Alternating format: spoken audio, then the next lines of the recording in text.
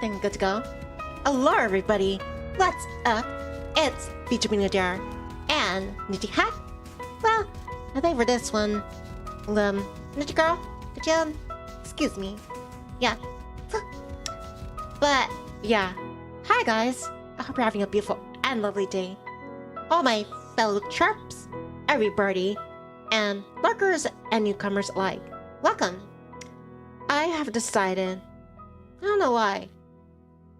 It's just, I don't know, a feeling. But I feel like I want to actually revisit. This is one of my first visual novels I ever did for my channel. And that is Love, Money, Rock and Roll. And I don't know why there's no and after money. You know, being grammar bird. But yeah, that's the title of the visual novel. And yeah, I just feel like doing this again. I guess it could be relevant compared to, well, I have to warn you, this visual novel is becoming quite emotional.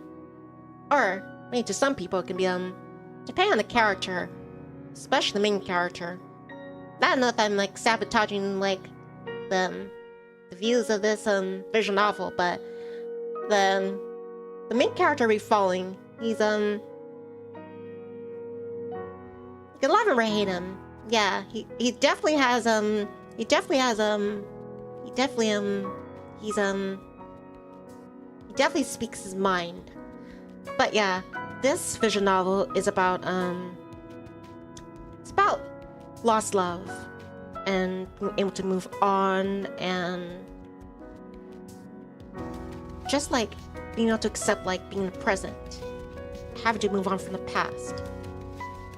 And I gotta say, this visual novel, it helped me during a very it helped me during a time where I was like in this really like long relationship. It was about 6 months and things didn't go well, and it was a very dark place. And this visual novel, Love, Money, Rock and Roll, is one of my very first visual novels like actually really like, you know, got into. I probably like every now and then like, you know, like dabbled in a few, but I never actually like read one all the way through. So yeah, this one is like kind of special in my heart. And it also helped me hone my skills into like, yeah, doing much better visual novel playthroughs than my other ones. And I think it's gonna be a long one. I don't remember the choices I made. You can get good choices, you can get bad choices. Or you give you know, somber or like so-and-so, like outcomes. Hi Slick. Slick says, hey Niv, how are you doing today? I'm doing fantastic. Thanks for asking. How are you doing? Glad you can make it for this visual novel playthrough. And yeah, this is one of my very first visual novels that I ever done. I did let the chirps know in my Discord that yeah, I privated the previous streams of, yeah, when I did this one, because I'm not satisfied with how I played it, or rather how I read them. I feel like I've come a long way, and I feel like I could do better. Slick says, doing good. I'm glad to hear that, Slick. But yeah, I was just saying earlier that this visual novel is special not because just like it was one of my very first visual novels that I actually got into, like helped me fall in love with other visual novels, but it helped me process like when I was going through a very terrible breakup. And yeah, this visual novel, Chirps, it's about, you know, heartbreak, you know, losing love, especially if it's like there's no like satisfying conclusion or explanation. You're just left hanging. And then you have to process all those, I don't know, those complicated emotions. So yeah, just a heads up, this is gonna be like, it's not gonna just be like, I mean, there's some like fluffy love in here. That's gonna be emotionally charged. And like I said, the main character will be following Nikolai. That's the name. By the way, this takes place in like in 80s Japan or Tokyo. And yeah, Nikolai is a Russian name. Nikolai, well, you'll find out. But yeah, It's about how Nikolai, he has to try to, well, it's gonna kind of fail, but yeah, who doesn't? He's gonna try to have to process the complicated emotions and accept, like, what is good for him in the present, as opposed to the past. Well, without further ado, let's begin, Charps. Let me grab some water. Just a moment. Cheers. And I have to say, Himitsu, that's one of the women in this story. She's mine. My waifu. My very first waifu. Alright, let me get this out of the way.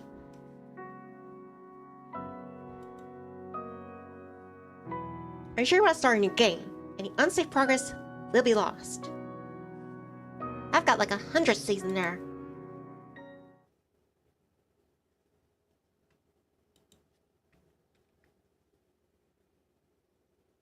March 4th, 1987.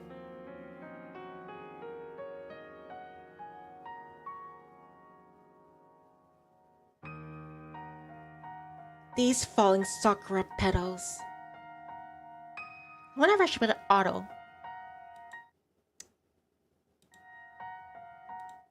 Just give me one moment.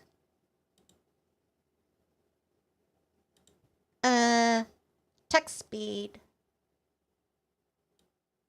But wait, let's see how fast it goes. Oop, that's a fast forward. How do I put it on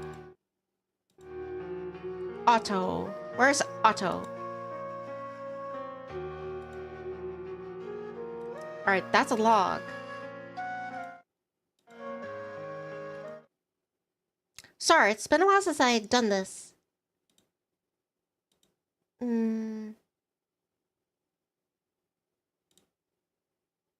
Alright, I think if I select this, you'll give the option then.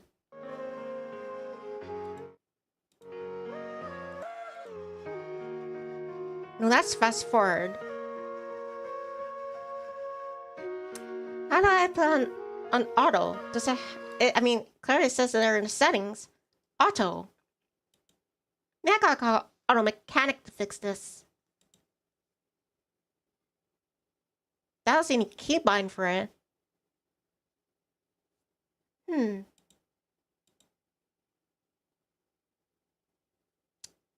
Guess I'll just have to click it manually. Guess I'll start again then. Main menu.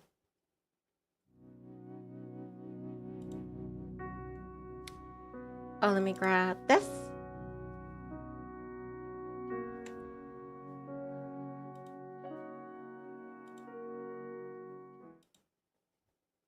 Alright then. March 4th, 1987.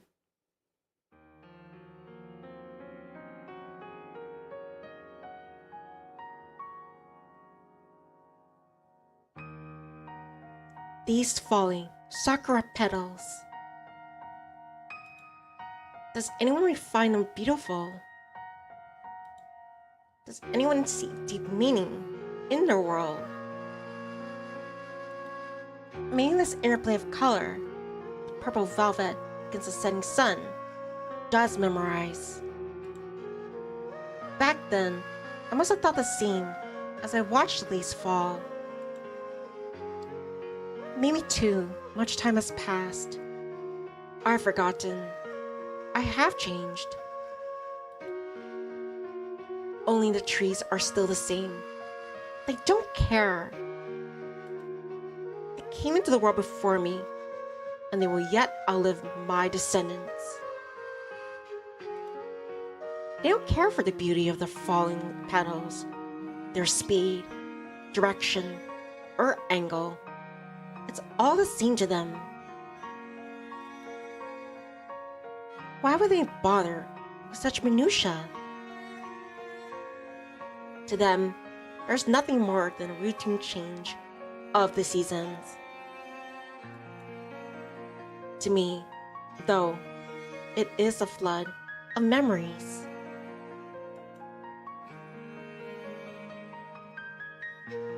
tree in front of me is now exactly the same as it was that day.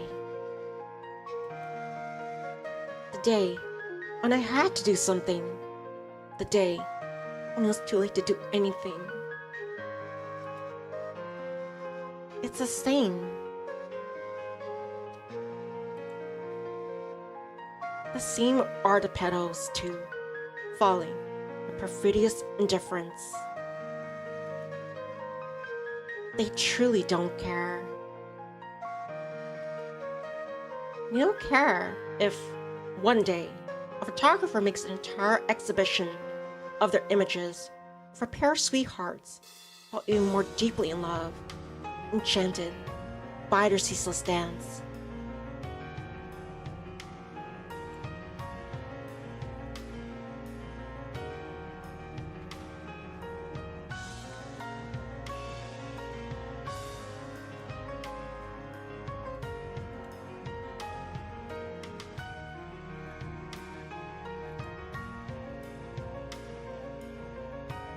That's how nature is. It's not how I am.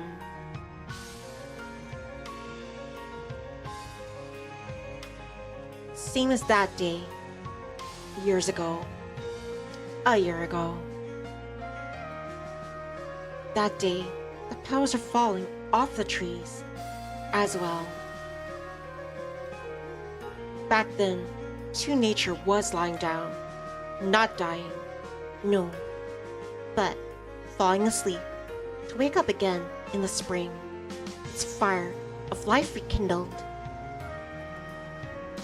Sitting under this tree, I remember all the joy and all the sadness. Do you really love me? Yes. Truly. Yes. She turned away, but the petals kept falling, getting tangled in her hair. It made her look even more beautiful. You know, cherry petals, they really suit you. She turned around. She probably didn't want to. She probably expected something else. Elegant phrases, intelligent words, something that wasn't this. Really? Yes, of course. She smiled. I, too, must have expected something different. Feelings, confessions, as beautiful as flirting petals. But at that time, those words were more important to me than anything else. More important than the tree. More important than the moment. More important than life itself. Because I realized that they were like a petal resting in my hand before it fell to the ground, so near, so fragile, so precious.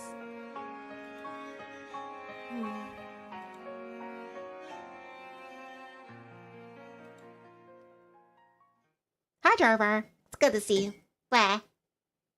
December 6th, 1987.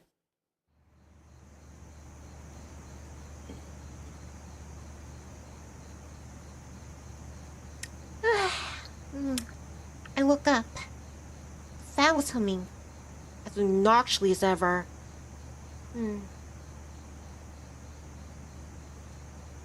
Its noise must have been what woke me up. Bravo says the bite of 87. Hi, Bravo. Glad you can make it too. Where? But yeah, at the beginning there was like a prologue. There was a cherry blossom tree, and then it was kind of like a flashback. Oh wait, how can I pause it? Maybe I can rewind it. But yeah, there was a prologue about like how it's kind of like a flashback of like what happened between Nikolai and, well, his ex. But yeah, Nikolai's just waking up. I think he was dreaming about it. Or remembering. I was sick of it. Of course. But it was a necessary evil. The summer heat was relentless. Even with the doors open. It was 3 in the morning. And the silence was sickening. And like I said, Nikolai, it takes some getting used to. So just be patient. Dear God, better to hear the blaring of police sirens, or shouting of a tipsy neighbor, or the screeching of car tires. I think it is actually on auto. I was trying to figure out how to get this on auto rather than having to click it. No. So, oh, okay, it's going on its own. Anything. But this obnoxious fan. And I have to say, the art in this is just so gorgeous. I would have turned off long ago, but then I would have certainly been cooked alive by the heat.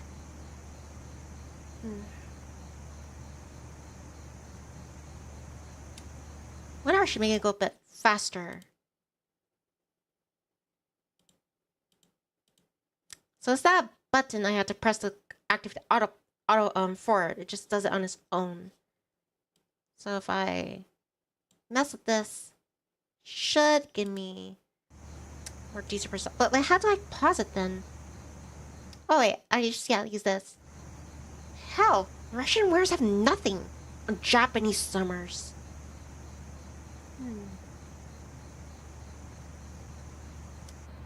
Still kind of a bit slow for me. Let's bump it up.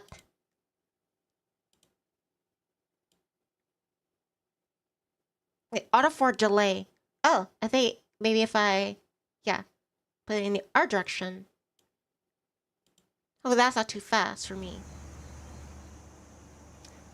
With effort, I got up and went to the kitchen for some water. Stretch. I'm stretching. Well, I don't think Nikolai would say that, but gotta be in his shoes. Into my hair. What were Russian winters like, anyway? Yeah, what are Russian winters like? Muffled creaking came from the floorboards under my feet.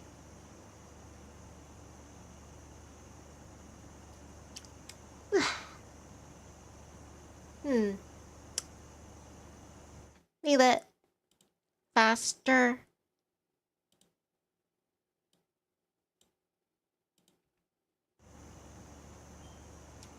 Muffled creaking from floorboards under my feet.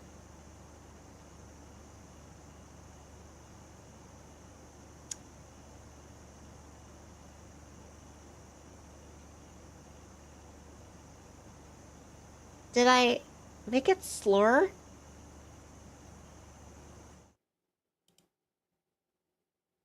Now I'll get this. Guess I have to click it.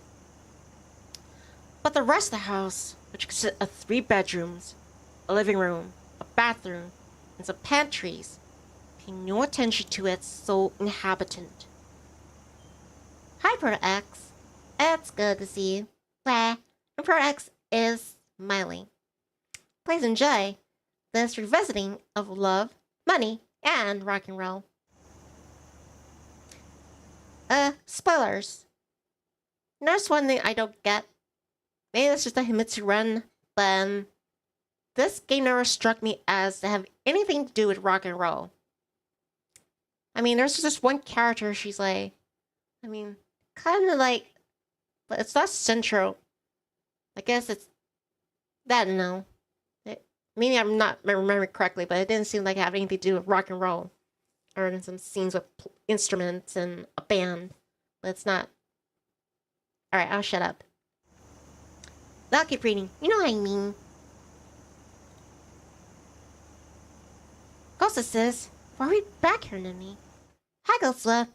Ghostess is one of my first chirps that actually, sat and taught me why I did love money and rock and roll. I decided to revisit it, Ghostwolf. Mm-hmm. Also, because I think I could do better. So yeah, we're back here. Back to the beginning. Alright, let me continue. Damn, it really was 3 a.m.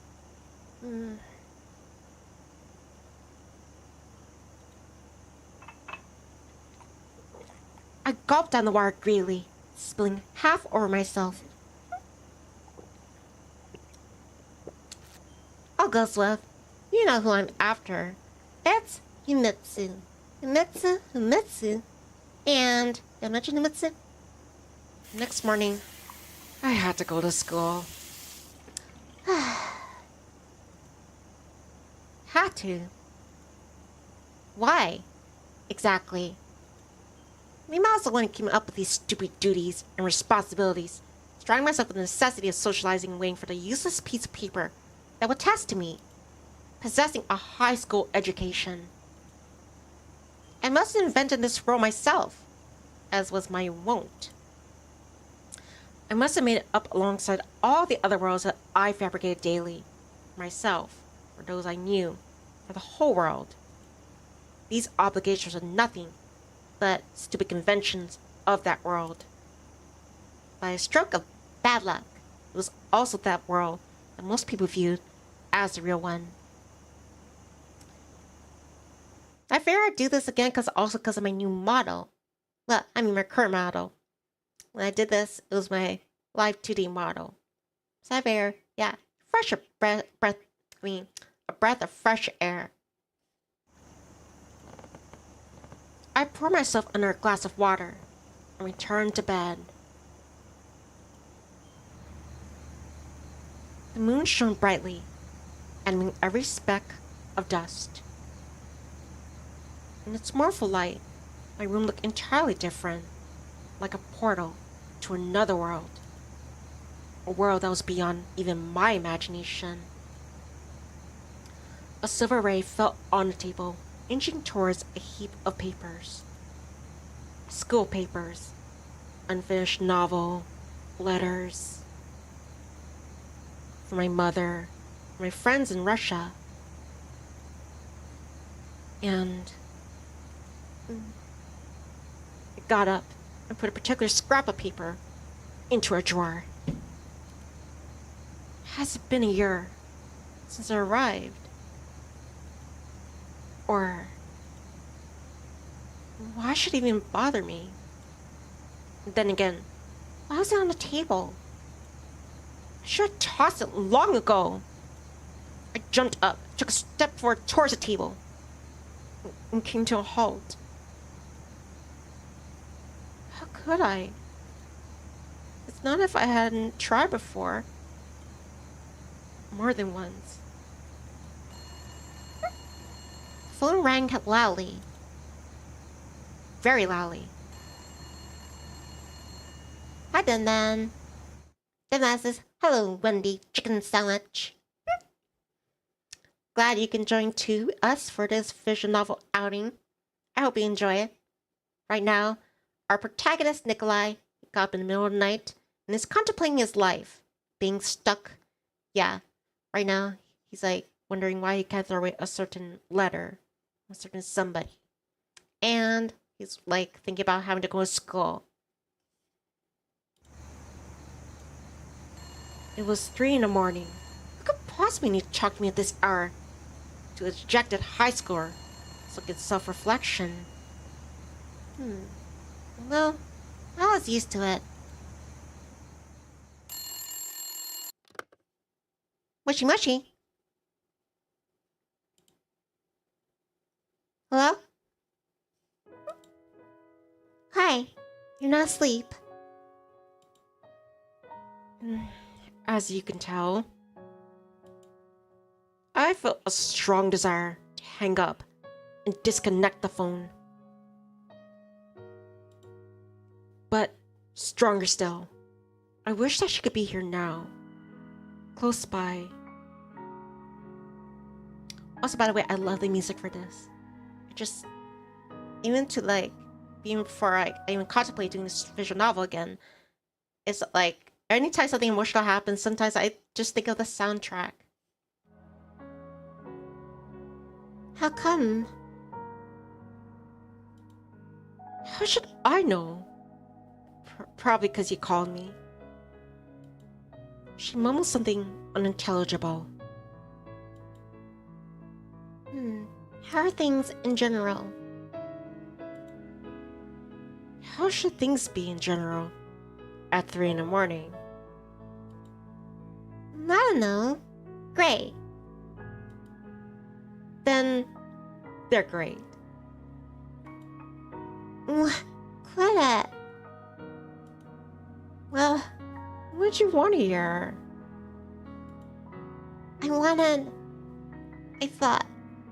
I just wanted to call. You thought it was okay to call me at 3 a.m. Come on, Nikolai. Don't be an ass. I saw a light come on in your kitchen, so I figured you were up. Are you spying on me? No, I was just... The line went silent for a few seconds. She must have been trying to think of something that wouldn't sound too ridiculous. It's just that I couldn't sleep either. Why either? What if I had been sleeping? But you weren't. Alright, let's start from the beginning. What did you want? I want to know. She paused mid-sentence, as if working up the courage before continuing more confidently. Are you coming to school tomorrow? What if I am? Then I'll come get you in the morning. Now that's just great. It's 3 in the morning and you're gonna come by. When? In 3 hours. So you won't be late. You know what? I think I'm gonna pass. Hey, gotta stop missing school. At this rate, you won't be able to graduate. And then you'll never find a good job. And then... She got entirely tangled up in the predictions of my future. Well, no biggie. It won't be a biggie. Leave the door unlocked in the morning. You have your keys. What does it matter if I lock the door? Right. I'll see you in the morning then. See you. I didn't feel like arguing. What's the point anyway? She would come and wake me up, regardless. It's what she did almost every day. Why did I even give her keys? Well, that was a while back. It must have been about a year. Cherry petals are probably falling on that day as well.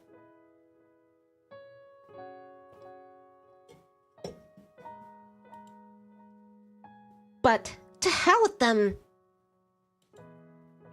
I made sure to set my alarm so I'd be up before she came. Not that it mattered much, but this is getting old. What's more, I worried that I was getting too accustomed to it, seeing a familiar face every morning. Dependent even, for just something I absolutely couldn't allow to happen. So, if she wanted to come in the morning, fine, but she wouldn't be waking me up again.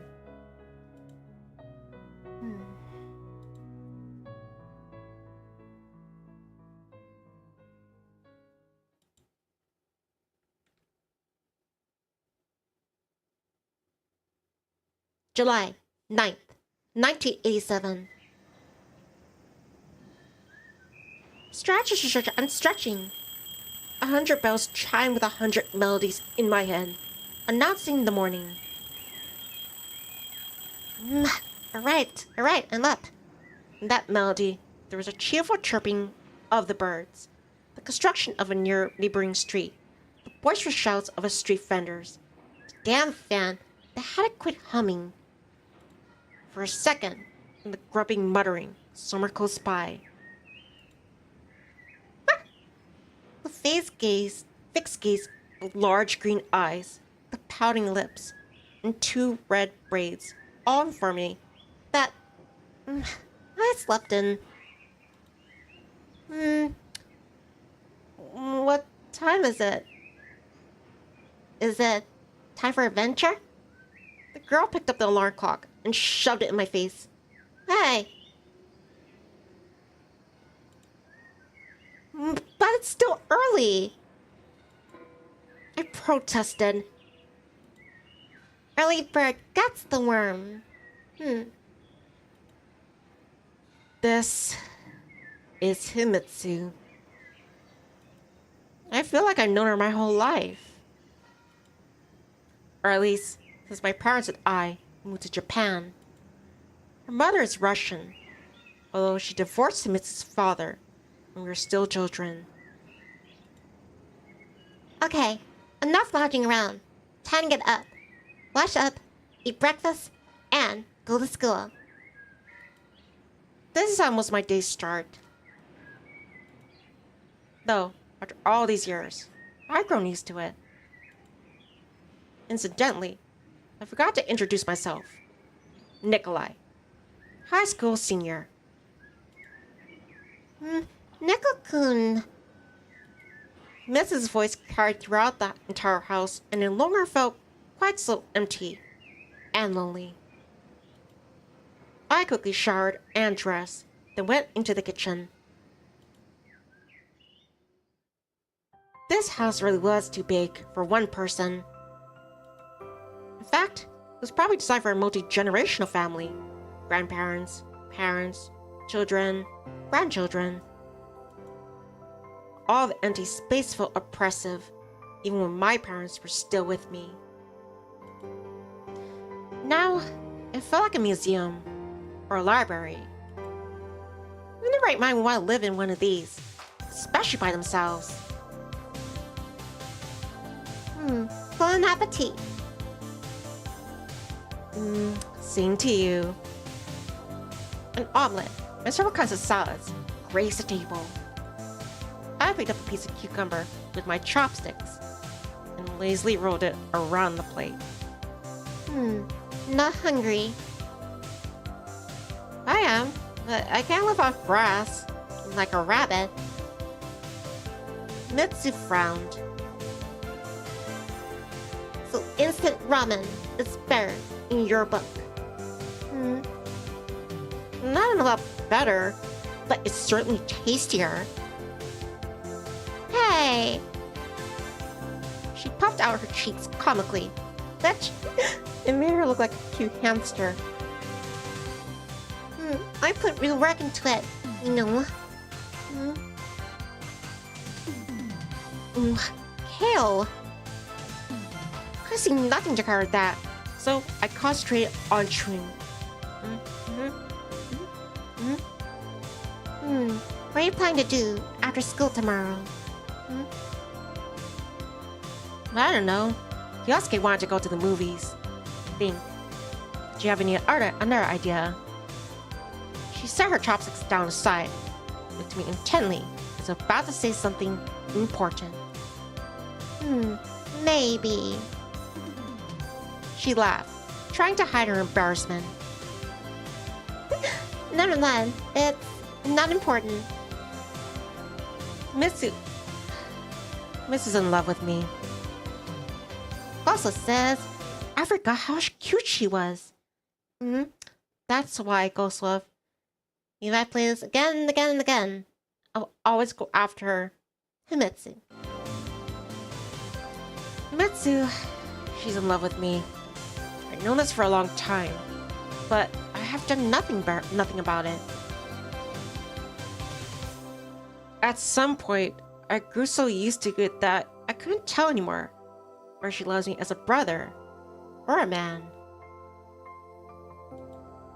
To be perfectly honest, I didn't care one way or another. I think that's your problem, Nikolai. We gotta man up and take responsibility. At least according to mangas and anime I've watched.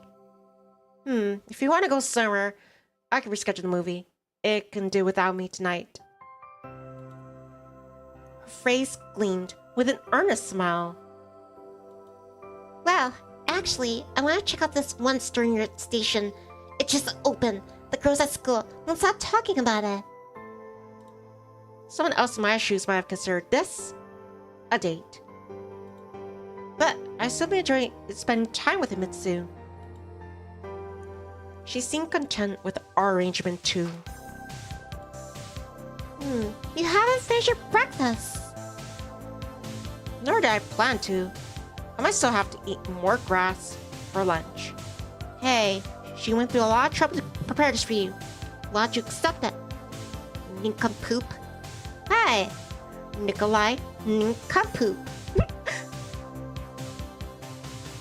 Why don't you make some borscht or dumplings or something? Borscht isn't breakfast, and besides, I made it before. Himitsu pouted. She had made it before, true, but not the same way I remembered from my childhood. I wasn't about to tell her that. That was his...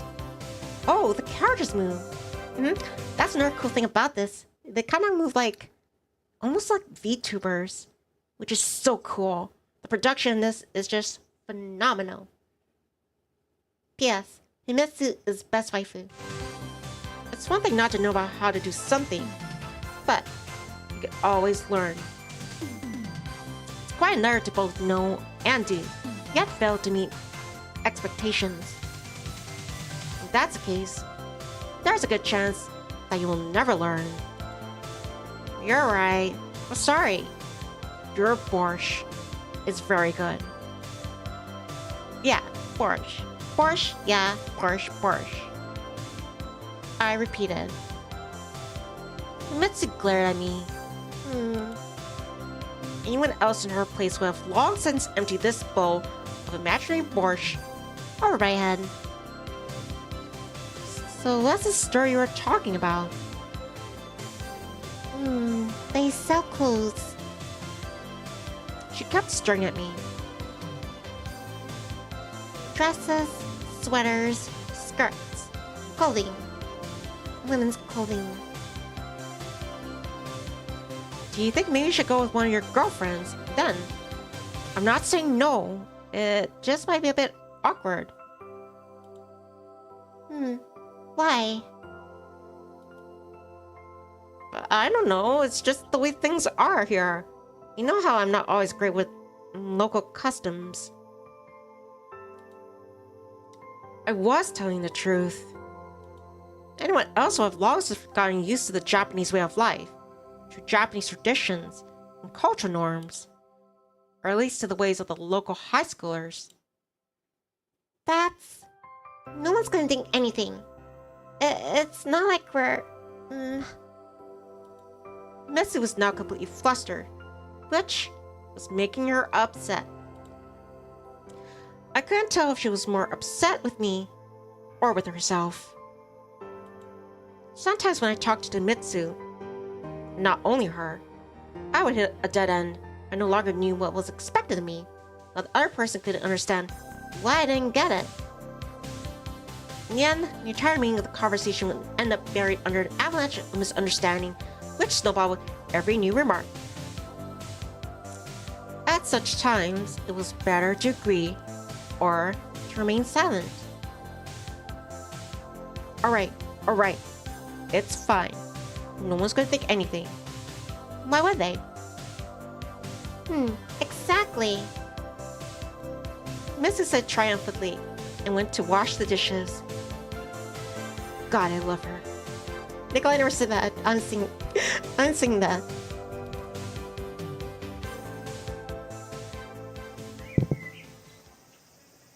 What's this kind of weather early in fall?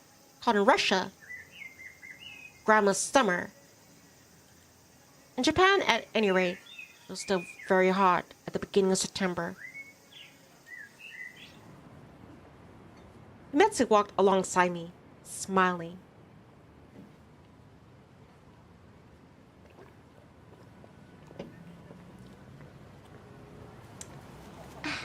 I occasionally glanced over at her, trying to figure out what was going on in her mind. Not that I was particularly interested. Likely, I was trying to distract myself from my very own thoughts. The image of the falling cherry petals kept surfacing in my mind, dragging up painful memories. As for Himitsu, she never broached the subject. I guess you could say she never broached the subject. Did you hear that, Nikolai? Broached the subject. Was she keen to avoiding reopening the wound, or was she just showing tact? Hey, Urta Nickel-kun, do you copy? Huh? What? I could have been daydreaming. We're almost there, and you're still sleeping. Miss knit her brow. As always, her displeasure looked more comical than intimidating. I'm not sleeping. I'm solving the world's problems in my head. Yeah. What sort of problems? She laughed. The political sort. Not even geopolitical. Let's solve them, if not for yours truly. Your grades are a little underwhelming for a future politician. That's not important. There have been plenty of great people who didn't get the best grades in school. Take Einstein, for instance. I see. Mitsu smirked. We would have probably kept chit-chatting like if it were for a scuffle happening that moment at the school gate. Several people had surrounded a girl from a distance. Couldn't see who it was.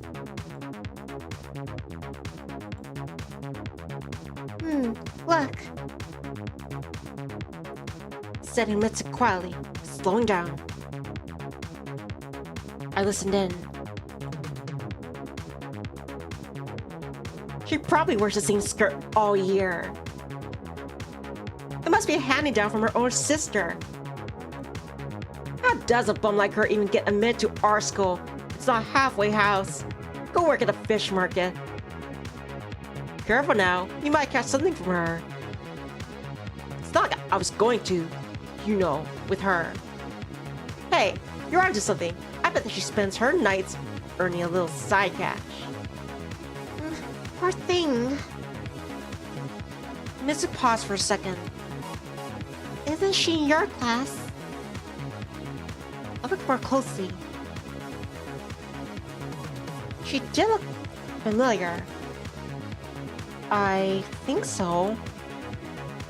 Are you saying you don't even know your own classmates are? Of course I do. That's Nakahita Iwamura. Yeah. I fixed my hair and looked triumphantly at Himitsu. She was not impressed. In fact, she's a class president.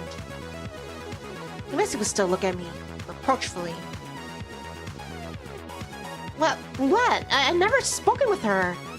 And anyway, this is the first time we're together in the same class. It's only been like 6 months. Meanwhile, the scuffle, if you can call it that, is picking up steam. The girl remained stubbornly silent, and dropping her head lower with every minute. This only continued to encourage the bullies. Come on, who would pay for someone like her?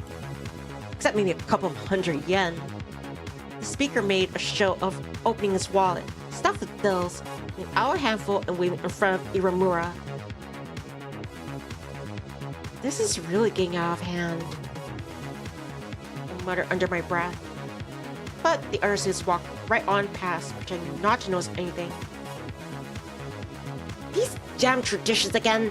This isn't right! Neko-kun, don't. Let's just tell a teacher. Mitsu tugged lightly at my sleeve. What's the teacher gonna do? Scold them? My, aren't you ashamed of yourselves? I was starting to get worked up. If I had to think about it, what business of mine was this? Fellow classmate. So what? I hadn't exchanged more than a couple words with her before this day. Still, it wasn't hard to watch one poor girl being picked apart by an entire pack. No. Rationally, this is none of my business. I didn't know the full story. Didn't know the background. Sure, 4 people ganging up on one girl wasn't cool, but my intervention might just make matters worse. Fine, you're probably right. I gritted my teeth, turned away, and took several steps towards the school gate. Well, are you coming? Michi was still watching the scuffle. Yes, sorry.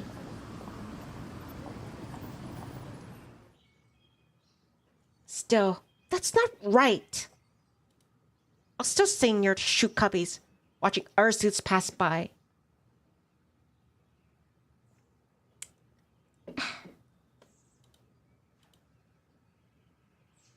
We should tell the teachers. And what are they gonna do? Well, what? I couldn't shake off one thought. Thought that I had done the wrong thing. What if it was like you in her place, and everyone just kept walking, past with their eyes lowered? Mitsu looked embarrassed. But I have you. What if I weren't nearby? At that time, I ignored her and continued my fiery diatribe. Because I got sick, or slept in, or I don't know. What if I... At that moment, Irimura appeared from around the corner. Mitsu looked at me quizzically, but turning, also froze in surprise. Irimura rapidly changed out of her shoes and walked past me, paying no attention to anyone or anything. See, I told you everything was going to be alright. I didn't recall her ever saying that. That's what you call alright? I muttered under my breath. I'll see you at lunch. Yeah, sure. I answered absent-mindedly, so lost in thought before heading off to class.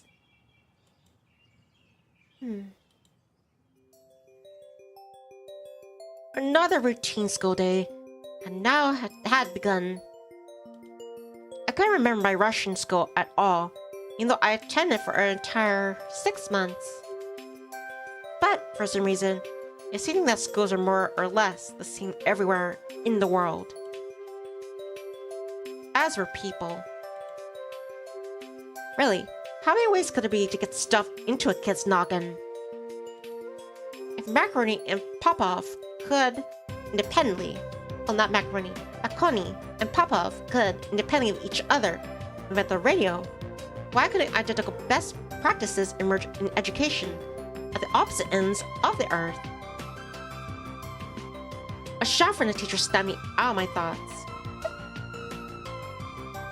Whatever school was like in Russia, school here was pretty strict. There was a reason, after all, why this was one of the best schools in the country. My class consisted largely of the children of rich and famous businessmen, politicians, showbiz stars. Sometimes I felt out of place here. Then, even among this elite, there are probably people who are almost ordinary. One such person, Kyosuke, came up to me during break. I had known Kyosuke since middle school. He came across as a down-to-earth guy, with none of the attitude of the local privileged youth. Hey Nick, do you hear what happened this morning? I looked around the classroom and spotted one of the girls that had been harassing Irimura. She gave me a mean look, but then quickly went back to what she had been doing. Whatever. No, what happened? I asked, even though I knew perfectly well what Kyosuke was referring to. This morning, at the school gate. Kyosuke lowered his voice. There was a brawl. Some word for it. Couldn't I think of a better one? Oh, what happened? My coach was sitting up for me for not intervening. Several guys in Class B were apparently harassing a girl. I don't know who exactly. No, I didn't see anything. They made trouble for everyone. Kyosuke sighed. Yeah, not the nicest of people. How they don't bar any of ours. And what do you care? If I asked you to list 5 last names of students in our class, I bet you could get stuck after just 2. As if. I know your last name. And who else's? Kyosuke grinned. Who else? I know Michael's. Michael did not look up from his book, seeming unaware that his name had been mentioned. And besides that? He crossed his arms over his chest, straightened out, looked down at me triumphantly. And I know, your mistake kept popping into my head. But if I knew her now, wouldn't Kyosuke think I had witnessed the scene at the gate this morning and lied to him? No, come on. I was just being paranoid. Hey, what's up? The rescue came from an unexpected source. A classmate has suddenly materialized near my desk. And I also know his last name. Kyosuke was surely going to fish you off by asking for the actual name, but at that moment, the bell rang. My friend mumbled that sounded like a cross between "this time, you win," and "damn you," and sat down reluctantly at his desk. He didn't know that girl was Irimura. She had it pretty rough, as it was. The next lesson was contemporary Japanese. I've been in Japan for 10 years now and speak the language fluently, of course, but writing still gives me grief at times. When the break arrived, I rushed out of the classroom to avoid a continued conversation with this morning's incident. Kyosuke could be pushy and persistent, but he didn't exactly lack tact, so I was probably being too cautious. English was next. It came much more easily to me. I spent the better part of the lesson gazing out at the sports ground where a soccer match was taking place. Soon, my thoughts took me far from school to the day when the cherry petals were falling.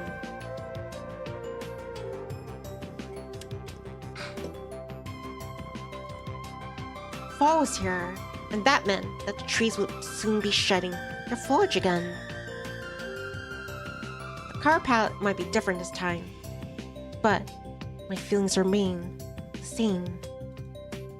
A couple more weeks, a month at most, and I would know.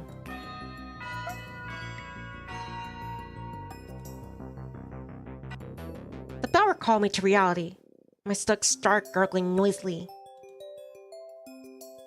Didn't have breakfast as today. Let's make a cafeteria run. You're always ready to chow down. Where's the whole body? Here's the whole mind.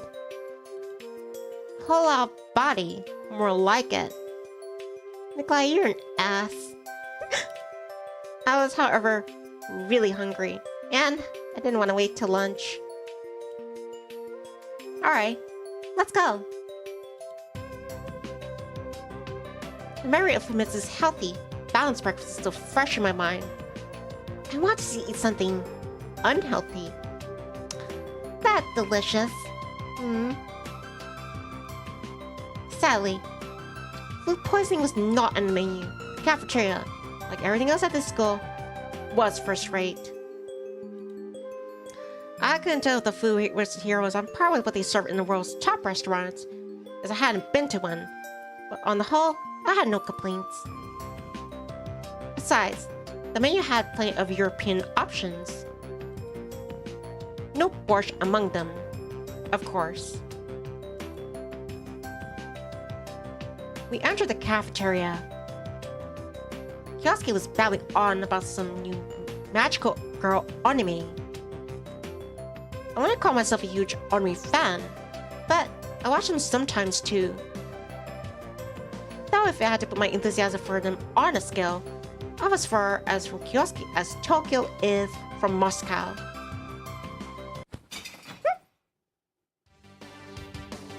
Suddenly, bam! Something jabbed at my side. Not too hard, but enough to be felt. On top of that, was dousing liquid. No! I'm too cute to be slimed! A girl, holding a tray, popped up from behind. I was dripping with orange juice while she gazed in bewilderment at the fruit of her labor. Hey, careful! I was more frustrated than angry. She didn't react in any way. Instead, she just kept looking at me in surprise. Finally, she seemed to come back to her senses. You're the one who should watch where you're going. What? I was so taken aback I smelled like an idiot, even if I retreated a step. Meanwhile, the girl scowled and glared at me. I said, why should you go instead of sleepwalking? You were actually the one who bumped into me. Why would I bump into you? I was lost for an answer. The girl was talking nonsense, but she was doing so confidently, I couldn't help but question my own judgment. So she's gaslighting you. And why would I? How should I know? You're the one who bumped into me. Alright, you got me. It won't happen again. Yes. I stepped back and was prepared to leave. Wait. She said quietly. You're, well, all wet. I looked myself over. Not the prettiest picture, to be sure. What do you suggest? A joint trip to the shower? Me? I was... How could you even think? The surprise and confusion on her face gave way to indignation. There was an insulted and humiliated victim, and I the culprit. Naturally. Okay, just forget it. Everything's fine. Wait. Her tone changed faster than the weather in the tropics. Here, take this. She handed me a handkerchief. I accepted without an argument. I was about to thank her when she snorted, turned her heel, and left to join her girlfriends at the far end of the cafeteria. What a strange girl. Nick, you... Started Kioski when I sat down at our table. He was flaring his nostrils and gasping like a fish out of water. Do you know who that was? No? Who? That was Ili-sama. He looked probably at me as though expecting me to exclaim, "Oh, Ili-sama! You mean her?" "Sama who?" I inquired coolly. How could you not know? You want people to believe you're a student here. I don't want that. That's what the paperwork says. Fully pay more attention to what goes on around you. Alright, enough suspense. Right, just tell me. He was clearly chomping at the bit. Yosuke repositioned himself more comfortably on his chair, assumed a serious look, and began. Ellie-sama, she's like the school queen. She has perfect grades, she's great at sports, she won awards at the national, no, not even the international level. Not the interplanetary. What a relief. Anyone who considers it an honor to be acquainted with her.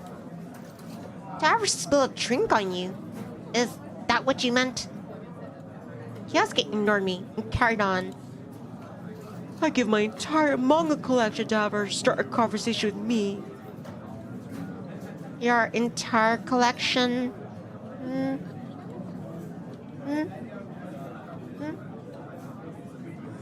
Okay.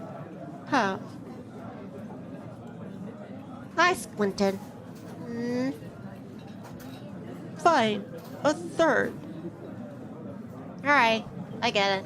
I should expect the police to show up at my door now and await my sentence. Death like glares. Except, 1 second. Listen.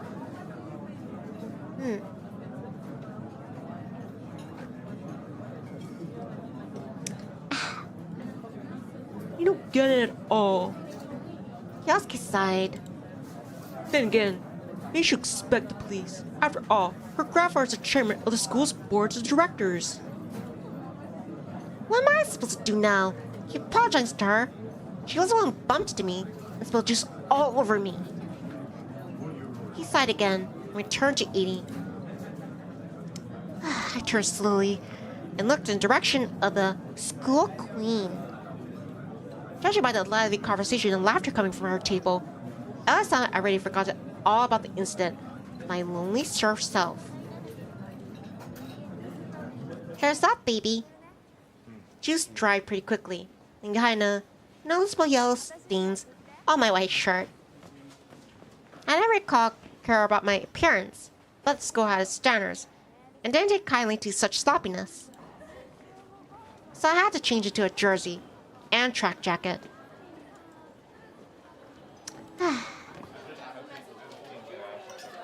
After another uneventful lesson, it was time for the long break, also known as lunchtime. That confused. So they were having what? A break? And they're eating during break? Now they're having lunch? There's 2 lunches in Japanese schools? And confuzzle. Had I agreed to meet Himitsu for lunch? I can't remember. I could just go for a stroll around the school, because I'd eaten only an hour earlier. Joined Himitsu for lunch. I mean, we did agree, and I simply forgotten.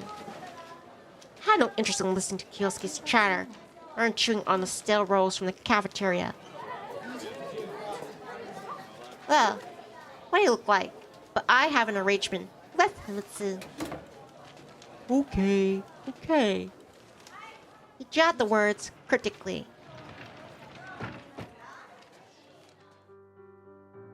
All the classes in our school looked the same to me. Not just because they were in fact identical, plus because I didn't know a single person in them. But others knew me, and I was surprised when a senior walked into a junior's classroom. Hey, I assumed where we planned to meet for lunch. Just in case. We didn't exactly. Mrs. seemed slightly caught off guard initially, but she could continue with a smile. But I guess we did. Shall we? We walked outside and sat down on a schoolyard bench. Himitsu took out 2 bento boxes and said with a straight face, choose. But they're the same. No, they're not. See, one is wrapped in blue, and the other in red. I was sure that the difference ended there. Alright then. Give me the blue one. Himitsu made me lunch every day, but for whatever reason, she shied from admitting it. She just always had to make extra bento on her, as if by accident. Guys, if you ever find a woman like her, who always makes your meals, treasure her, worship the ground as she walks on, right? The way a guy would end up with an extra show ticket for a girl he liked. Here. Not really, though. She really would often tell me in advance that she was bringing a bento.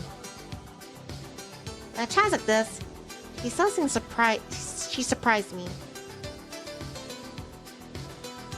So, let's see what we got here today. I wrapped the box and opened it. Rice, tomatoes, tamagoyaki, and... What do we have here? Meat patty. Wow. And of course, the mandatory grass. The whole thing was drowned in salad leaves. Blech. What's the occasion? I picked the patty with my chopsticks and held it to my face. It's trying to ascertain its authenticity. Well, you didn't like the breakfast. No, but... Wait a second. Didn't you prepare this before breakfast? Of course not. She laughed. I just decided to switch things up a bit. I really shouldn't have been complaining about her cooking. Especially considering she did all free of charge. Selflessly. No strings attached.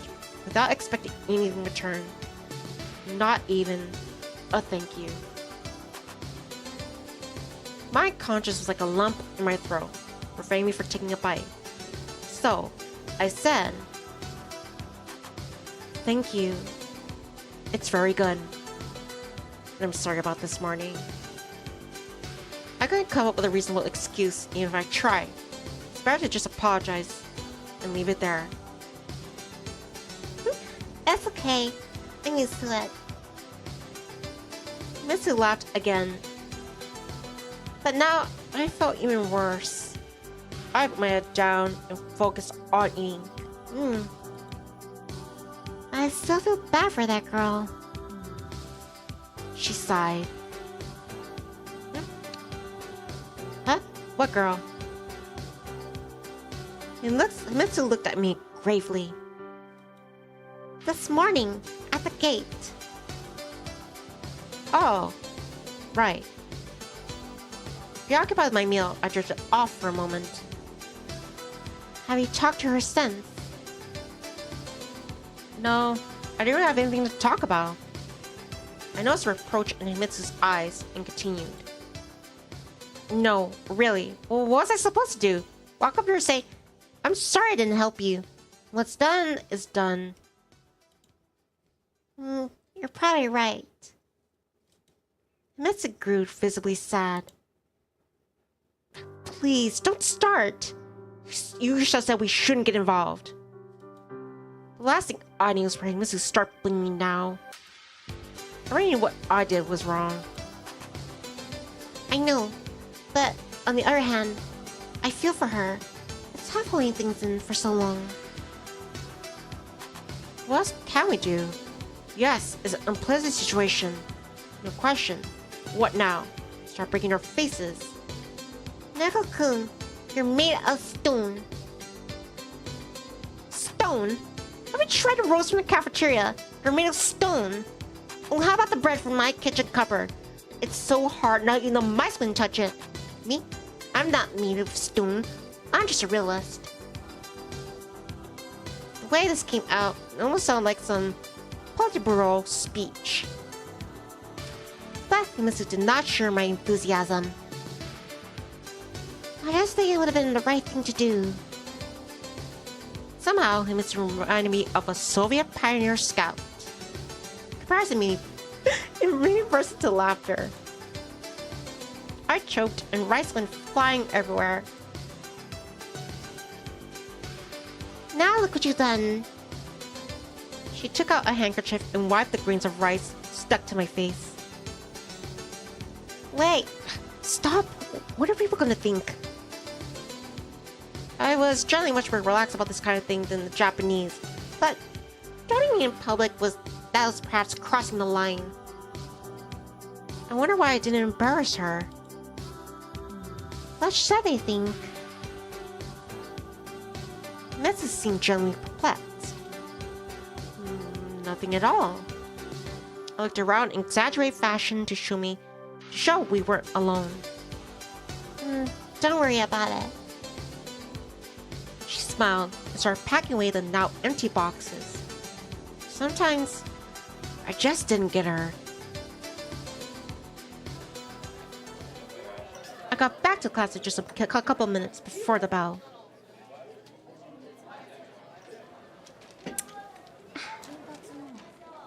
Kioski was sitting at my desk, talking to another classmate. Hey there, Romeo. How was lunch? It was fine. I replied concisely, but for some reason, I still looked away. The school day was coming to a close. When outstairs, I started counting off the minutes, but there was still one more class to go. We had to stop in during the break to remind me that we had agreed to go shopping after school. At first, I had tried to figure out what she was even talking about. The teacher was trying, unsuccessfully, to call the class to attention. Most students were ignoring him.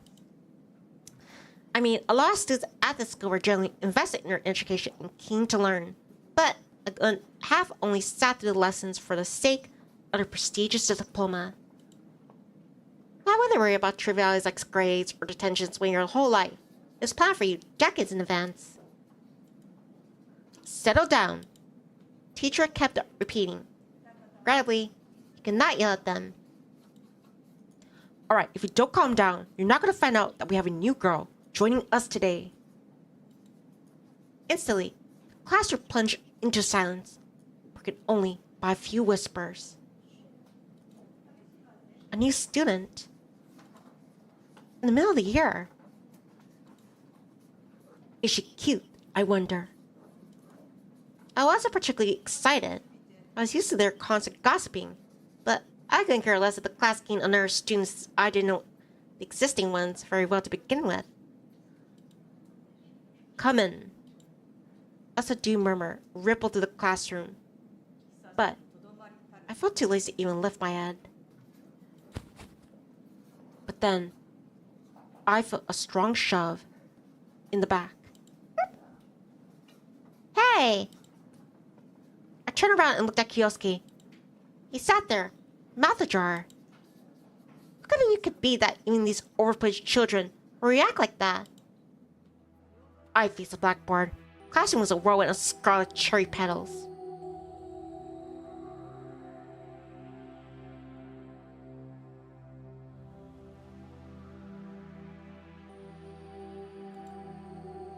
Does anyone really find them beautiful? But how? Why?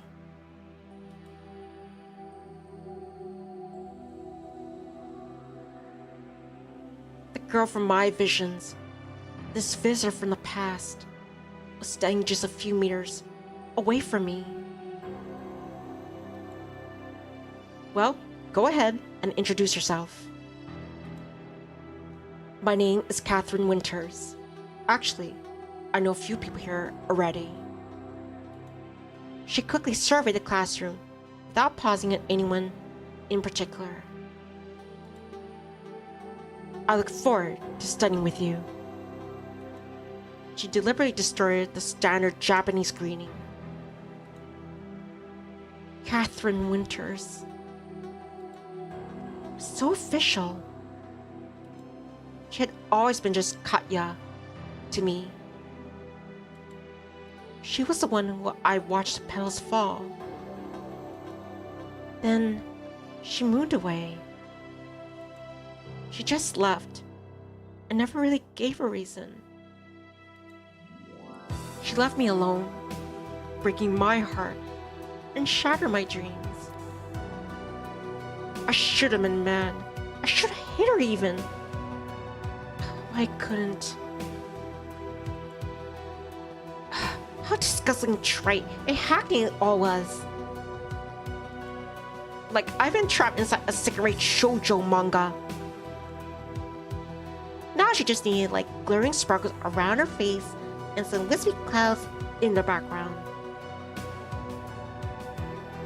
I would wait for it. There's nothing I wasn't used to.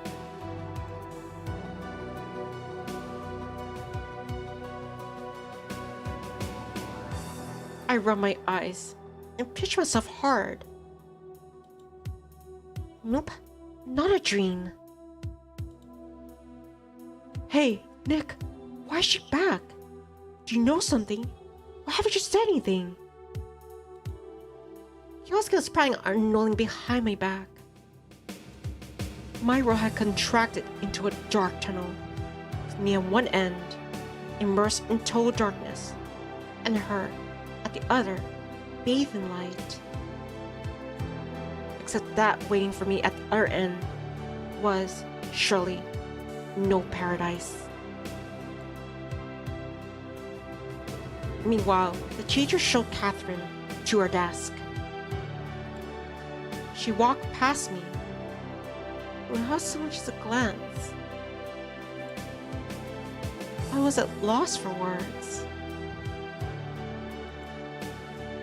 Was I supposed to jump in the middle of the lesson and scream, "What are you doing here?"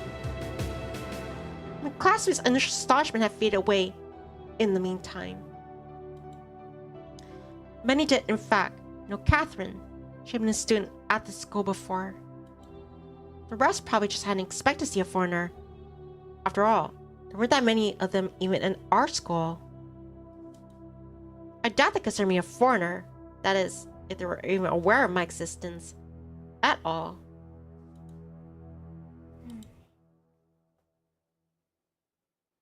I met Katya my first year of high school.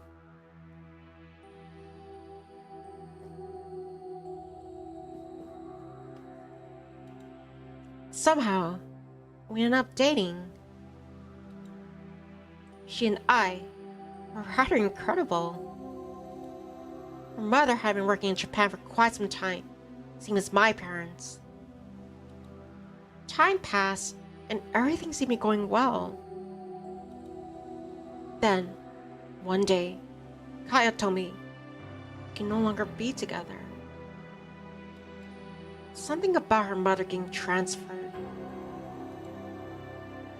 I could probably accept that story. I could forgive and forget. But didn't hurt her even a little. What? Was it just a coworker? Something somebody cut ties with and transferred to another office? Why? She had to come to an office farewell party. I would have stocked up on the gifts. I'm sorry. Goodbye. Now. Cold, hollow, everyday words. And after all that, she was going to show up in my class. Nice to meet you. I look forward to studying with you. Seriously? It's not a nurse school in all goddamn Tokyo. I couldn't believe it. But still, somewhere deep inside, an ember of hope remained. Why she came back? Because of me. And that's the reason that she's here now. Right. Hope springs eternal.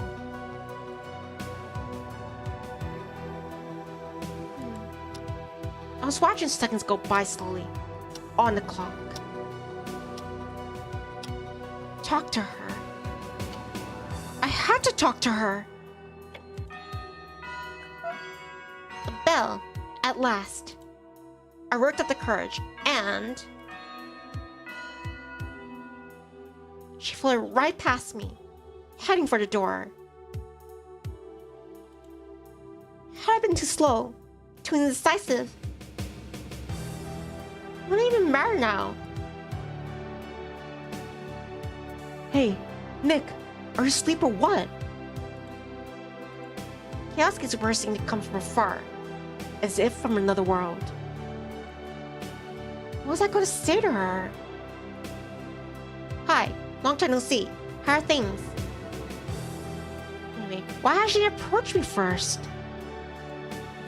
Was she scared? Shy? Nonsense. That wasn't like Kaya at all. Then she mustn't have wanted to talk. I knew her too well. Kioski was shaking me frantically and muttered something, but I was ignoring him. Neko-kun. A new voice. Neko-kun. Himitsu. I lifted my eyes and soared past her. Arta Neko-kun. Do you read me? I snapped back to reality. Snapped back to reality. Yeah, well, what is it? You've forgotten again, haven't you?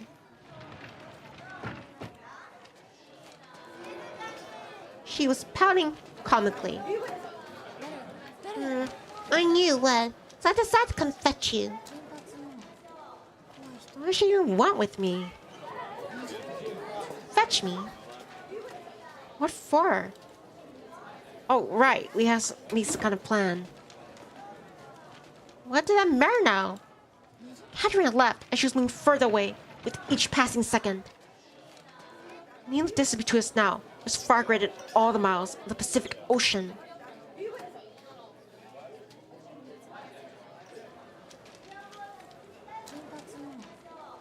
But I had no idea what I was going to say to her.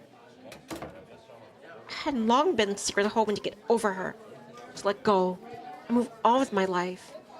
And now this. Regardless, I had to make a decision.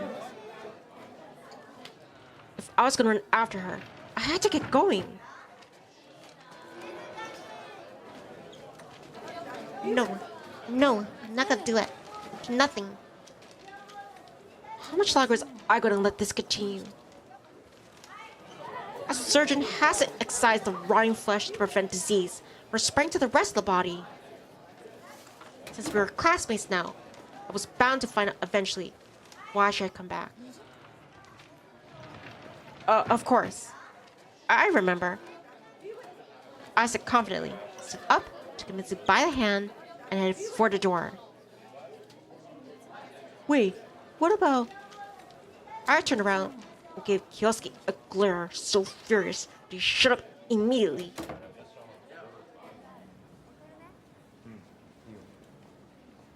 Anger, resentment, longing, all these emotions intermingled within me. I walked past down the hallway, oblivious to the world around me. I stopped only when we reached the lockers. I looked around the schoolyard. What if she was still here? Neko-kun. Mitsu ventured timidly. What? I snapped back, turned around, and realized I was still holding her hand. Oh, sorry. I let go. Did something happen? Don't say it then. I can see something is wrong. Kioski-san, look agitated too. Kiosuke? I snickered. The only thing likely to agitate him is an unrealistically shaped anime girl. The look in Himitsu's large eyes didn't change. I meant that he was telling me about another anime again. You know, the one about magical girls. They show at 6. You must have seen it. Why was I lying to her? Why was I lying now? I knew I couldn't hide Catherine forever. Sooner or later, Miss was gonna run to her at school.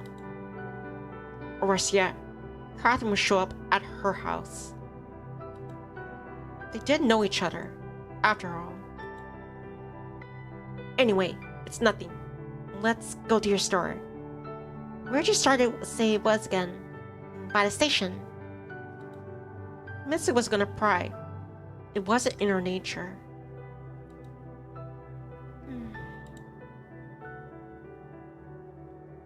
Guess what? The teacher asked Ray-kun today. What did man first land on the moon? You know what he said? 2079. Can you believe it? Mm-hmm. And then, during PE, Metsu carried on as though nothing happened. Nothing did. Where was she concerned? The store wasn't too impressive. Outside. It was just the low prices that drew girls in. could be for our prices and also being the atmosphere and customer service. By the standards of our school, Mrs. family wasn't terribly wealthy, but her father worked for the government, so they weren't poor either. We went inside. Himitsu was trying one outfit after another. How you like it? It's fine. How about this one? I think this car will be fashion this winter.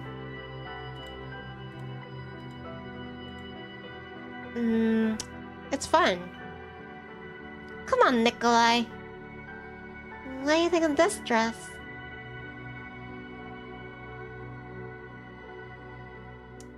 Come on, say something sweet. A little discontent was starting to seep into her voice. What about this one? I like the first one better. If only I knew what she tried on before. I was in no mood for a fashion show. To me, this looked good in any outfit. Really now? You think that? Why does she even need all this stuff? Does she not have enough clothes?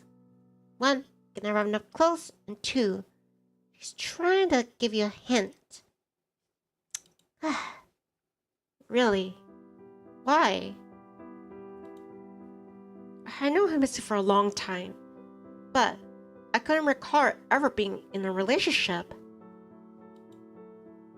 But she wasn't a child anymore. She was a beautiful young woman. It was high time for her to get a boyfriend. Hold it. Was I feeling jealous? No, of course not. Anyway, if she found something, I would have first to hear about it. I think what matters is that you like it. But I like a lot of them. I like this one, this one, this one. Not so much. Miss was shuffling through the clothes. What has she done to deserve this treatment from me? Catherine is back. I said, trying to be casual. What? She seemed not to have grasped what I said. She showed up in class right before the last lesson. I guess we're big classmates now. Really? Mitsu became instantly miserable and dropped the dress she liked so much. I see you're not too happy. I'm happy. I just thought she had moved away permanently. Well, that's what I thought too. And what is she planning to do now? What do you mean? I mean, Mitsu was hurriedly putting clothes back on the rack. she's been gone for so long. We're seniors already. You know, honestly, I hadn't asked her about her life plans. Hell, I hadn't even talked to her. Hi, Karsleen. How's this good morning chirp? Good to have you here. And get up to speed. So basically, Nikolai here, he's being a nincompoop. Yeah, so yeah, he's been having these dreams or flashbacks to his ex, who like, just dropped things because, like, yeah, so they had a breakup a year ago. She left, and Nikolai was trying to get along with his life in Japan, and then, yeah, he has his childhood friend here, Himitsu, and out of the blue, his ex just appeared back at the school, acted like he was just like any other person, and now it's causing a rift between Nikolai and Himitsu. Because, yeah, Himitsu has feelings for Nikolai. By the way, Karsleen, how are you doing? I hope you have a beautiful and lovely day. What about you? Are you glad, Nickel-kun? She asked gently. I wouldn't call the situation straightforward, but what's there to be glad about? You know for what happened last year. Yeah. But that's all in the past now. We'll see what happens. I'm sure she had her reasons. At least, I didn't have to keep lying to Himitsu. Sure, I hadn't told her everything, but what's the point of dumping all my worries on her? In the end, this was between me and Catherine. Are you not going to buy anything? She paused to think. No. Everything's expensive here. I was out of allowance for a month. But it's only the 7th, I exclaimed. Well, let me get your present then. That, white and yellow dress. It looked good on you. No, it didn't. Mitsu countered unexpectedly. I look fat in it. You Fat? I laughed loudly, drawing annoyed looks from the store clerks and the other shoppers. Wow, Nikolai. You a swell friend. See? This is why I didn't want to come. I whispered. Mitsu just smiled and said nothing back. I hardly talked on the way home. I felt awkward. And the thing is that Nikolai, he does know that Himitsu has feelings for him. But, like, he's grown comfortable with it. Like, he just finds the way things are, them just being friends. Whereas Himitsu, she wants something more. I felt awkward. Now would have been a great time to hear stories about Rei-kun or Saya-chan. Wouldn't hit a volleyball over the net.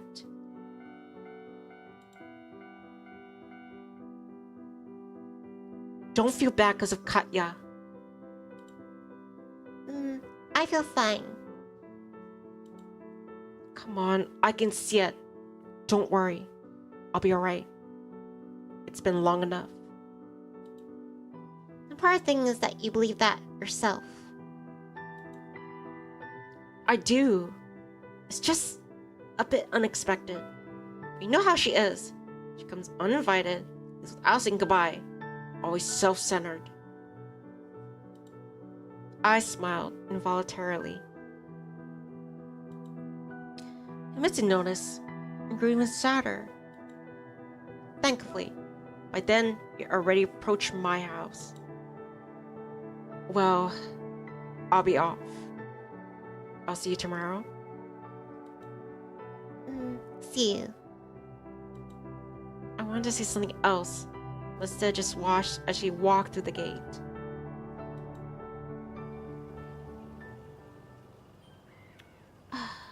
I spent the rest of the day telling not to think about Catherine. If I continue like this, I was gonna lose my mind. Every 5 minutes, the phone rang. I didn't pick it up because I knew it was Kyosuke. Who else would be calling me? When it came to that crazy otaku, I was lucky he wasn't pounding on my door. In the end, I unplugged the phone. I tried to get myself distracted with TV and video games, but they got boring quickly. I went to some homework for a change. Played the bass for a bit. And fixed myself a simple dinner. Needless to say, I would have rather eaten Himitsu's cooking. But she must have been busy. Not that Himitsu was under any obligation to make meals for me on a daily basis. But I was used to it. Thinking about it, I realized that my house has become an integral part of my life to the point where they start to take center stages in that. Catherine's reappearance was threatening to throw everything off balance. It was like I couldn't see now and flabby the past year and a half. To the point where I crave stability above all. But why did chaos in my life? Nothing was ever good to come of it anyway. Suddenly, doorbell rang. It was probably Himitsu. But at this hour? I slowly made my way towards the door. Halfway, a thought struck me. Why would Himitsu need to use the bell? Then, it had to be Kyosuke. That was definitely late for him. An evening routine for me with my well-fed friend was unmixed followed by bed. But whatever.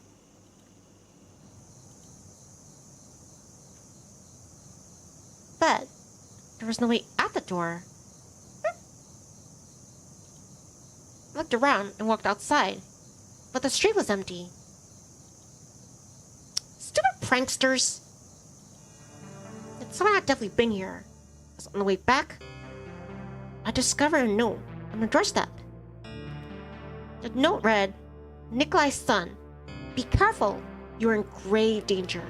Some very powerful people linked to your father are after you. It's not a prank or a hoax. Yeah, sure. Next in the order will be a busty magical girl in my living room, ready to obey my every command. Kyosuke! I shouted. This isn't funny! Why bring my dad into this? My parents. Incident. They fled the Soviet Union when I was 7. In Japan, they worked as regular engineers at the Kobayashi Corporation. After they passed, I had the option of going back to the USSR and live with my relatives, but I ended up staying since I lived in Japan for most of my life. My father's friends had always helped take care of the legal formalities, but his bank account kept me from starving. Kyosuke! I called out, but confidently this time. The only reply I got was from a neighbor, barking something about being nighttime and yelling. Well, maybe it wasn't Kyosuke. But then, who? No one was a joke. It's odd how Phil delivered the punchline. What if there was like a super explanation? What if this is real? I twirled a note between my fingers. It was an ordinary piece of paper, a notebook paper, perfectly clipped. The words were Japanese, written in a steady hand, with a spelling, and that's something to be desired. Why write by hand at all? I wondered. Wouldn't it be simpler to type out the message? Or in a pinch, clip words from a newspaper and assemble a note. That way, like in those cheesy crime shows. At least I could roll Kioski. I would have recognized his handwriting. You are in grave danger. Link to your father. Hi, Victor. She says, hi, Nini. It's good to see you. Blah. Glad you could join for the stream. Let me get you caught up to speed. So, Nikolai, his old ex, has appeared at school after that fateful year where they broke up, and he's having mixed emotions. Also, there's the complication of like his childhood friend, neighbor, Himitsu, who's my best waifu. She has feelings for Nikolai and he knows it, but he'd rather they stay friends. Now Nikolai just got a letter saying that he's in danger because his dad, his parents, when like they fled from the Soviet Union, the USSR, something about his work is like threatening him. Oh, Victor's, by the way, I'm Amadeus. Ha ha ha. I'm doing fantastic. Thank you for asking. And yeah, I'm doing great too. And I remember you, Amadeus. I was a bit embarrassed about calling what am I trying to remember? Just give me one moment.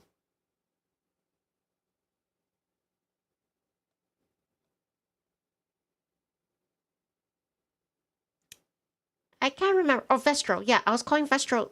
I was calling Vestro you. I was calling Vestro Amadeus. Yeah. But no, actually, I'll be back one moment. I've been holding for quite a while, but I gotta go tickle. But yeah, I'll be back momentarily. Be right back, chirps. Please excuse me. Wah. Gotta go. Gotta go.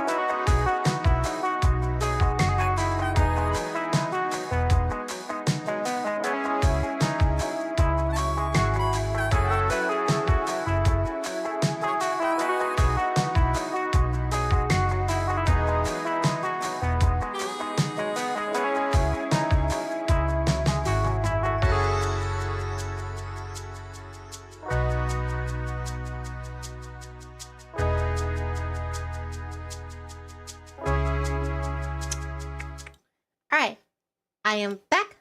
Being ready, chirps.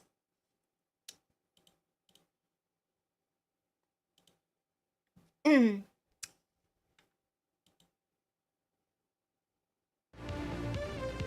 maybe Elisama's servants decide to take revenge for the capture incident.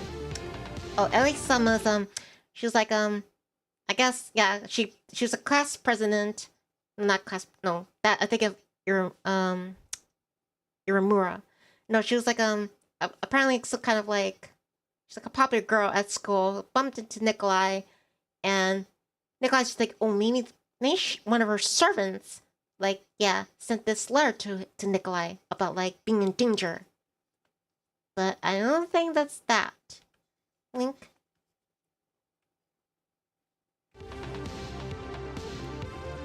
No, that was ridiculous! Ultimately, who bothered a regular Japanese student? And why now, of all times? Right on the heels of Catherine's return too. To be honest, I can't remember how good Catherine's Japanese grades were. I can't remember handwriting either, but I knew she spent considerably less time in Japan than I. Catherine had been a decent but not straight A student, and after a year and a half without practice. At any rate, she was a prime suspect now. It didn't even occur to me to ask, why? Moments had stopped making sense to me long ago.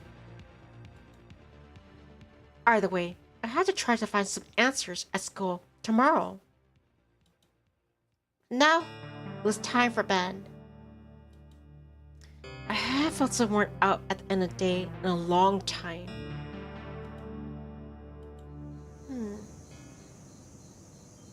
But sleep wouldn't come. I kept tossing and turning and getting mad at myself for it. Meanwhile, the clock ticked past midnight. I flinched and perked up my ears. Perhaps I imagined it. Not again! I hopped out of the bed. I scanned the roof for anything I could use to defend myself. The base wouldn't do. I walked up the door on stiff legs and asked in a shaky voice. Who is it? Neko-kun. I breathed a sigh of relief and opened the door. Do you know what time it is?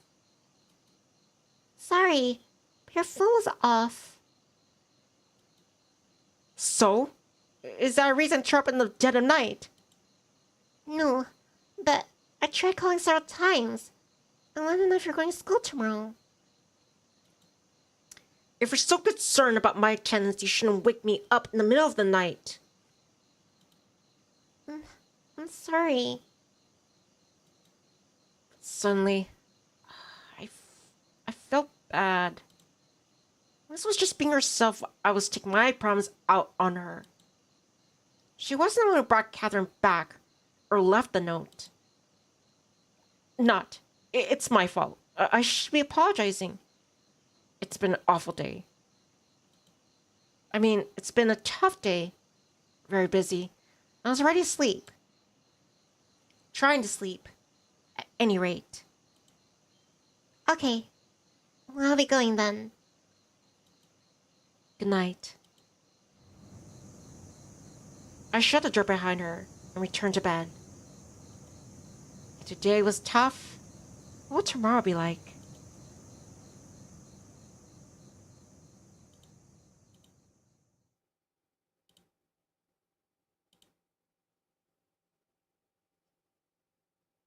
August 9th, 1987.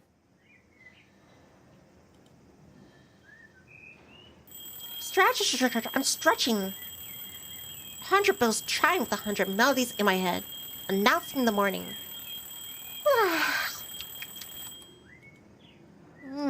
Melody were the cheerful chirping of the birds Construction on a neighboring street.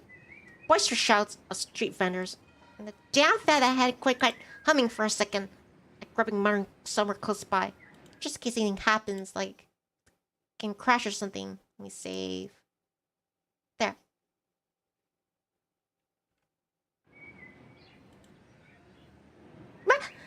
The phased gaze of large green eyes, the pouting lips, and 2 red braids. Hold on. This already happened before. And jumped out of bed, staring in bewilderment at Himitsu. And blurted out. What day is it today? Tuesday. She replied, frightened. What's wrong? Today, Tuesday. Alright then. Tuesday it is. Then, I scanned the room meticulously. The open notebook I tried doing my homework in the night before it was still in the same spot. Which meant that everything was fine. It just felt like tomorrow hadn't come. What do you mean? Well, like when you wake up, and today's still yesterday. Like in a sci-fi novel. You read too many of those. Mitsu laughed. Things did seem to be running their normal course. Except, now I became aware of A peculiar smell. I sniffed the air. Is that? Yes, well, I prepared breakfast ahead of time. A big pot of borscht sat on the stove. Borscht. Good lord. But why? Didn't you ask for some yesterday? No, I didn't. I just mentioned in passing.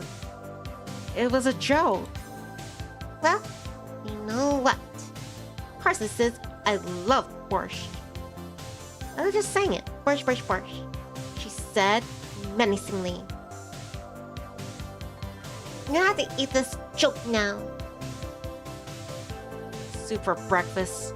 No, that was certainly unorthodox.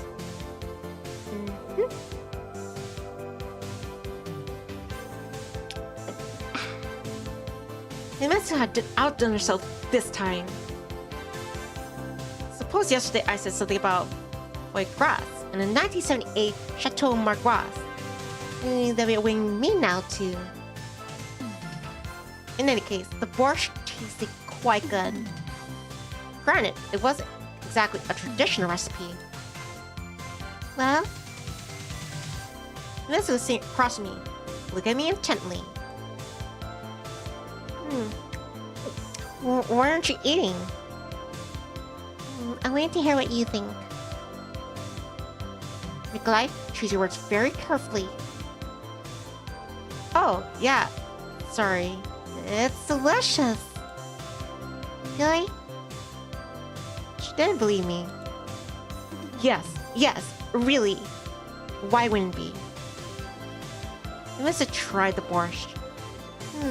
Sure enough. Now, don't you dare complain about my cooking gun. I'm not ever complaining. You just don't get my humor. I do get it. I thought it was just some lighthearted banter, but Missy didn't look her usual self. Every so often, a shadow of sadness crossed over her face. Did something happen? No. What about you? What about me? That moment, the events of the previous day flashed before my eyes. The surprise awakening and the borscht had temporarily made me forget about Catherine and the note. Everything's fine, just a bit unexpected. Don't worry, I'll be fine. I'll be alright. Good. If you say so. She smiled. Let's go. We'll be late for school.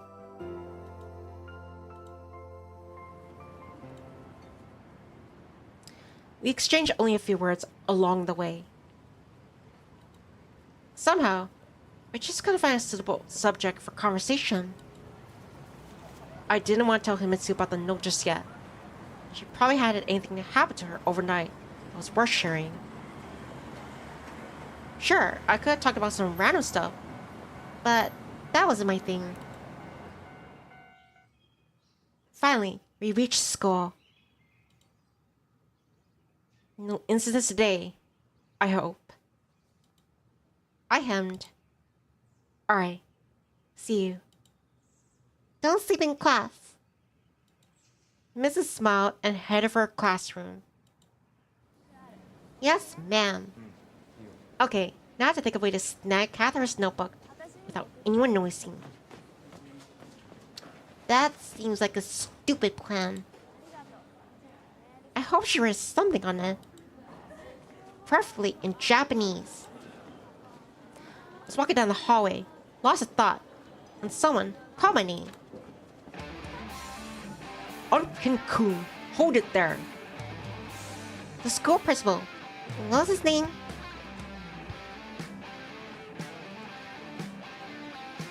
Yes, Hiyama-sensei. Was it? Follow me to the office, please. But class is about to start. I protested like this sort of thing was something new to me.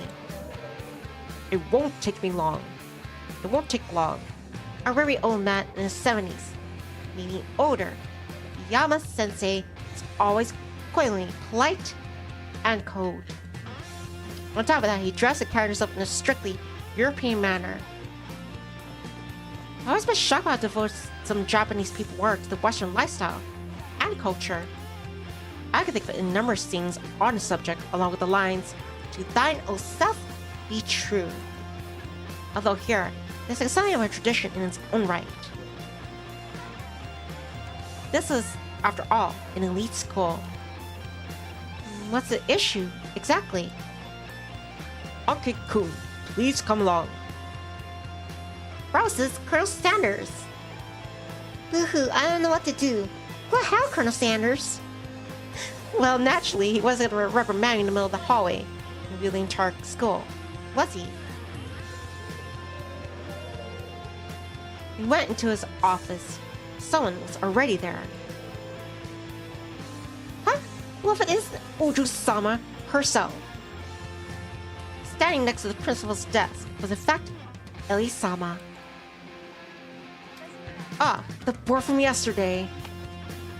She seemed equally surprised to see me here. Yesterday's cafeteria incident came back to me in vivid detail. Hi, Reed. Reed says hello. Nah.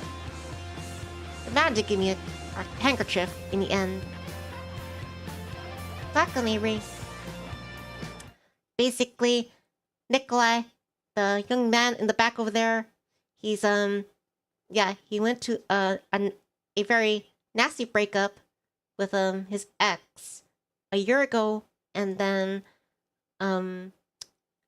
she inexplicably reappears at his school in his classroom, and she doesn't really acknowledge him. And also his childhood friend and neighbor Himitsu has feelings for Nikolai, but he just wants to be friends. And Nikolai just got a note, saying that he's in danger because of something having to do with his parents, being from Russia or the Soviet Union. All right, on with the story. She did give me a handkerchief in the end. Why myself? And this person here is Ellie-sama. She's a popular girl who bumped into Nikolai and spilled orange juice on him. And I guess he's in here because, well, he must have done something wrong. And I tossed into the dirty laundry at home. Oops. I need to return it. Let me guess, you're a frequent visitor here. She asked sarcastically. Well, I certainly didn't expect myself to find someone groveling at your grace's feet today. That will be all, Kobayashi-san. Kobayashi? That last name sounds familiar. That is a bonsai tree. Ellie bade the principal a polite farewell and walked past me, showing an angry look. So, Anakin-kun, Do you know why you're here? I got a couple theories. The principal sighed and gave me a sad look from behind his glasses. Hurry, did you put your name in the goblet of fire? Anakin-kun, I understand the Japanese culture is alien to you, but here at this school, we have students of every nationality. We endeavor to provide all of them with the best opportunities. In return, we expect an appropriate level of respect and adherence to the school rules. Okay, here we go. I think you ought to understand this, especially considering your situation. What about my situation? Let's not make this personal now. No, what I meant was, Embarrassed, he removed his glasses and began wiping them slowly with a special cloth. I meant to say that we make no distinction between our students. The rules are the same for everyone. I understand. In that case, you must also understand you can't just skip classes for no reason. He put his glasses back on and gave me a hard look. Let's speak of your attendance record. I understand. If you understand, why do you keep skipping classes? Do you know who sponsors our school? I shrugged. Kobayashi Corporation. This name does not mean something to you, does it? The company's president himself is chairman of our school's board of trustees. A centuries-old traditions. At that point, I tuned him out. Kobayashi Corporation, Kobayashi Ellie. Things are adding up. Interesting. I wonder, would she still be school's queen? I mean, would she still be the school queen if she had been born into an ordinary family? A family like Iramura's, for instance. Iramura is like the class president who was getting bullied earlier in the story. Anakin-kun, what's that smirk for? Did I see something funny? I'm very sorry, Kiyami-sensei. This will not happen again. I bow to the ground. I bow to your. I was gonna say. I bow to your balls. All right. That's enough. I bow to your balls. No, it's just like from this YouTube poop, like if He-Man, where Skeletor, he brings He-Man to his knees and he says, "Bow at my balls." The old man apparently had no expecting this degree of repentance from me. But I've seen the error in my ways, and I promise it will never happen again. Well, that's the most important thing. The fact you understand. Don't let it happen again. Very well. Go now. We'll be late for class. I get like an excuse because I had to talk to you. Thank you very much. I'm going now. I probably took my leave and marched out of his office. So, why don't you tell me this Isama of yours is Kobayashi? There's still a couple minutes left for the beginning of the lesson. I did tell you. No, you didn't. You said your grandfather was the chairman of the board of trustees, as if I was supposed to know who the chairman is. That's the problem. You never know anything. Anyway, why do you ask? Carsey says, and I say, hey, yeah, yay. I said, hey, what's going on? I got called into the principal's office just now. We're skipping classes. Why else? At that moment, the bell rang. Carsey says, it's from He-Man. Only now, I remember Catherine. Her seat was behind me, so I couldn't watch her constantly. She writing anything down. How was I gonna grab her notebook unnoticed? Anyway, Nikolai wants to confirm if the note was written by her.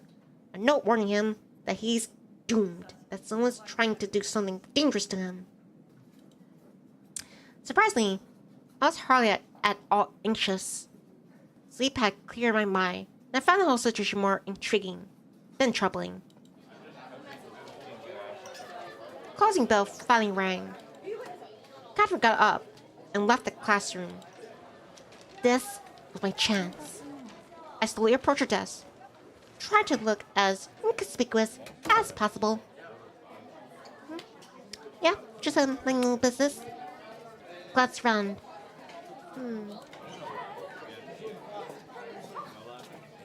Classmates are all mind your own business. I leaned down, opened a notebook, flipped through the pages. No, the handwriting was completely different. But how? Why? Who let learn why? Sure, I had some issues with Japanese characters. This is much obvious. Catherine did not write yesterday's note. Anakin-kun. I still had the tension. Got exposed, disgraced. Go to the teacher's room with Irimura-san and bring the printouts for the next lesson. That was close. I looked at Irimura. She stood nearby, staring indifferently out the window. Right now, I only wanted to get out of the classroom as quickly as possible. Hi. Well, should I get going? I can go alone. She didn't even look in my direction. But we were told to go together. I'll manage by myself. Under the different circumstances, I'd probably gladly agree with her. Here says Kid Nini. Thanks, Avery. Listen, I understand it all, but I've already been into the principal's office today. I'm not burning with a desire to go back. See yourself. Irimura shrugged and headed towards the door. The hallways were unexpectedly empty. It was as if the students were hiding away in anticipation of something.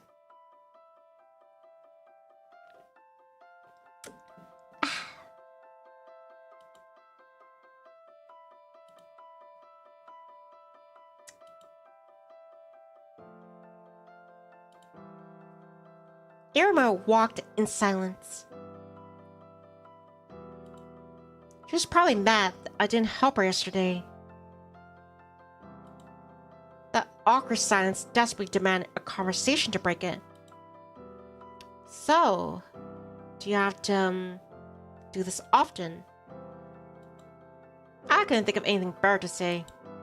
She raised her eyes and looked at me in surprise. That was a first. So, I achieved the desired effect after all. Well, of course, I'm the class president. Oh, yeah, right. Sorry. Signs again. It's just that we never really talked. I don't even know your first name. Why do you need to? It's only natural. Here, I'm Nikolai. This is embarrassed like Irimura, who seemed to be hesitating with her answer. In Japanese culture, addressing someone by their first name is a sign of close, possibly vulgar familiarity. Vulgar? Vulgar familiarity? Why would it be vulgar? This was especially true in our case. But I did borrow all those conventions. Kagome. She said quietly. What? Really? Well, first escape my lips. Speaking several passing girls went as far around as it could. What's so funny? Gome frowned. Nothing, it's just, well, you know, it's a weird name. No weirder than yours. What? What's wrong with my name? That's a normal name. Nikolai. Nicholas. Oh, Nicky. Nicholas. I'm hungry. Steak dinner. Or Nick. You're all the same. She was starting to get worked up, it seemed. Who's we? Gaijin? No. The local morons. How rude. I snorted and turned away. Listen, do you have a problem with me? I think you have a problem. Oh, really? What is it? I'm curious. Who's that new foreigner? I opened mouth in surprise. Why should we ask about that? Why? I've been staring at her nonstop for 2 days now. I've been spying on me. I had to be blind not to notice. She responded, unfazed. That's really none of your business.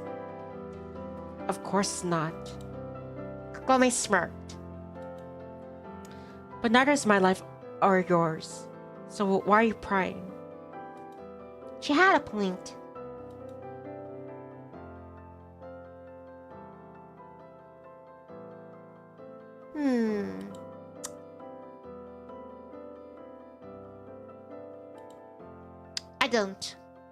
I don't know who she is. She's nobody. I don't know. It doesn't matter. I see. Kagome drawled. She clearly didn't buy it. Why'd you bring her up anyway? It's not every day we have a new student in her class. And such a striking foreigner at that. I'm a foreigner too, you know. She looked at me up and down, snickered, and said, "Yeah, sure." I knew it. Not only when my face not pass as Japanese, but I was being denied the title of a proper gaijin as well. Are you always like this? I'm starting to lose my temper. You're right. Wait here. Hey. Just in time too, before I could open my mouth. Kagome went into the teacher's classroom. Before I knew it, she was back with a large stack of papers. Carry it. What? All of it? I'm gonna see any way to carry the heap comfortably. What if we carry, like, half? Fair's fair? Didn't you yourself volunteer to come along? No, I didn't. The teacher sent me, if you recall. Fine. Give it here. Kagome attempted to take all the papers from me at once. No, wait. That won't do either. Which of us look more pathetic now?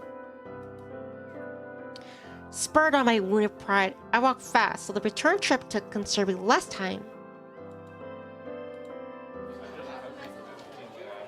I dropped the mountain of papers onto the teacher's desk with a thud. While Kagome took our seat and returned to her usual window gazing. I guess no one deserves to be bullied, but man, I can almost understand those punks from yesterday. Checking my clock. The bell is less than a minute away. Catherine's desk was empty. I turned to Michael, who sat next to her. Did Catherine, the new girl, did she go somewhere? Don't know. Wasn't really paying attention. Why? Never mind. No reason. Bummed. I sat down at my desk. She has someone notice, like open her notebook. No way. Catherine wasn't even in classroom at the time. Someone tell her. How long did she leave? I'm telling you, I don't know. Are you talking about the new girl? I think she went to see the principal.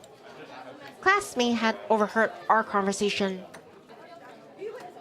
Thanks. Chair beneath me felt like it was on fire. That's how bad I want to run after her. But to what end? What's going to tell her? As the bell sounded, my feet seemed to acquire a will of their own. Carried me to the door, past the teacher, and out into the hallway. I turned the corner at a run and stopped. What the hell am I doing? Why all this? School had gone silent, frozen still, as though in awe of the inescapable might of my pure knowledge. I was slowly tiptoeing through the empty hallways towards the principal's office. If I were to run to one of the teachers now, I would have to explain myself all over again. On the other hand, it'd be no better if I showed up at his office myself. Speaking of which, here it was. I pressed the ear to the door, but no sound was coming from the other side. Adair were playing the silent game, or Catherine wasn't there. So, what next? It was too late to go back to class. I wandered around the empty hallways and didn't even notice how I ended up in my own wing. Our school had been rebuilt since it first opened its doors right after the war. New buildings added on as old ones fell into decay. Inefficient, if you ask me. Why not tear down an old structure first and build a new one in its place? Theoretically, there should have been anyone in this wing. But suddenly, I heard music. A guitar. The sound was coming from what, judging by the plaque, was the old music classroom. I opened the door. A crack. Ha! None other than Kobayashi Ellie.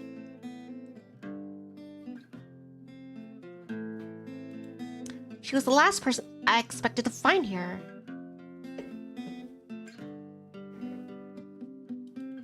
She was doing a fine job playing though. The tune was nice, and the execution was equally good. Music, at least, was one area I knew a thing or two about. Ellie herself seemed to be glowing with happiness, looking nothing like the prim princess I encountered in the principal's office this morning. Cool though this lyrical discretion was, I couldn't let a chance like this slip by. Well, who do we have here? The guitar went abruptly silent. My applause was the only sound interrupting the silence that descended onto the place. Gorgeous, Sama. I didn't know you played the guitar too. Many emotions flickered across your face. Embarrassment, surprise, annoyance, resentment. You... Please, you don't touch me. Carry on. What are you doing here? I saw a beautiful siren song. I could never imagine it would be you, Ojo-sama. Enough! Ellie blurted out, stood abruptly, and froze, as if not knowing what to do next. Hey, come on, don't be upset. I just didn't realize you played the guitar. Somehow, I wouldn't associate you with the instrument. Now, the violin, maybe. I could play the violin too. Chikanen. Really? Wow, that's cool. And why aren't you in class? It's not much what I'm skipping. What about yourself? I'm not skipping. We have a break. Alright. I smirked. You don't have to make excuses to me. I'm not making excuses. You, on the other hand, should watch your behavior. What were you doing at the principal's this morning? I dropped by for a cup of tea. In any case, it's none of your business. I wasn't trying to be rude, but that's exactly how it came out. Actually, it's my business, seeing as my grandfather... I'm aware. She gave me a surprised look. What? Is it a secret? No, of course not. Even so, suddenly, I heard voices in the hallway. Hide! Hallie whispered anxiously. Hi, I'm on break, and I'm used to it. I said sardonically, albeit in a lower voice. She didn't answer but was looking at me pleadingly. She must have had her reasons. Nah, don't hide. On the other hand, the fun was only starting. There's no place to hide here. In there. Ellie grabbed my hand and dragged me to a small door, which I missed initially. The door opened into a crap utility closet. No way! I'm not going in there! Just then, the principal entered the classroom, accompanied by two teachers. I told you I heard something. I'm not hearing things. I may be old. I'm still right in my mind. Good day. I smiled crookily and gave them away. Anakin-kun, Kobayashi-san, I think we have already met today in this company. I'm not surprised to see you here, Anakin-kun. When it comes to Kobayashi-san, Ellie looked disoriented and went a step out from behind me. I suddenly felt sorry for her. She shouldn't have stirred up like that, after all. It's obvious now that she'd been skipping class too. But for her, the mistake carried much more weight. I was playing the guitar in here. I played the guitar and plucked the strings a few times. As for Ellie, Kobayashi-san, she was just going about her business when she heard me. Which is how we all end up here, entirely by chance. she had business in the old way. Well, yeah, no it is. Making the rounds. Do you take us for idiots, Anakin-kun? Anakin, you're the chosen one. I want to say it is exactly... I muttered. What are you whispering there? Speak up. I could speak for myself. Ellie finally mustered the courage and stepped forward. Yes, I was giving classes and playing the guitar. What now? Are you going to tell my grandfather? Go on. I don't think he'd be surprised. Her sudden brazenness took me aback. Wow. Hang on, Kobayashi-san. You two were playing the guitar. What is this, some kind of musical band you have here? I could barely keep myself cracking up with the laughter, but Ellie just sighed. Anyway, if you want to report me, you know where to call. Now, if you have no more questions for me. Confidently, she went for the door, passing teachers without even sparing them a glance. Teachers, it seemed, had expected to be rebuffed by their model student, so frozen in a stupor. I decided to take advantage of this opening. I guess I'll be going... Fine with you? Alright, bye-bye. I called to Ellie in the hallway. Wait, sorry about the way it turned out. We should have hid. Yes, we should have. She retorted, without even turning to face me. I was hoping for a slightly different reaction, so I tried to stand up for her. It's just, you see, it all happened so suddenly. I do. It's just not your problem. It wouldn't have been my problem if you were there by yourself. But now? But now, what? She stopped abruptly, turned around, glared at me. Are you gonna get called into principal again? Get reprimanded. So for a couple weeks. Big deal. No, but Enough then. She walked off, clicking her heels loudly on the floor. I was left standing dumbfounded, just like the teachers a minute earlier. And about it, it was actually great. I didn't give a damn about any disciplinary action, but I wanted to do it to her.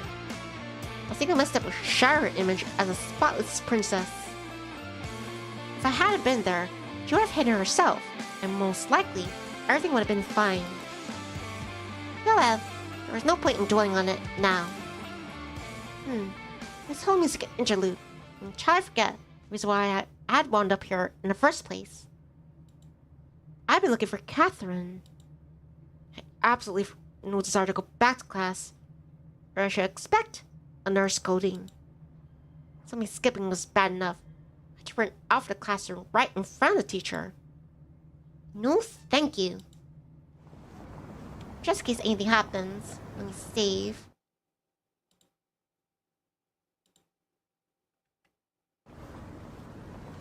I managed to slip out of the building unnoticed, and here I was, free as the wind, strolling down a sidewalk in one of Tokyo's central districts.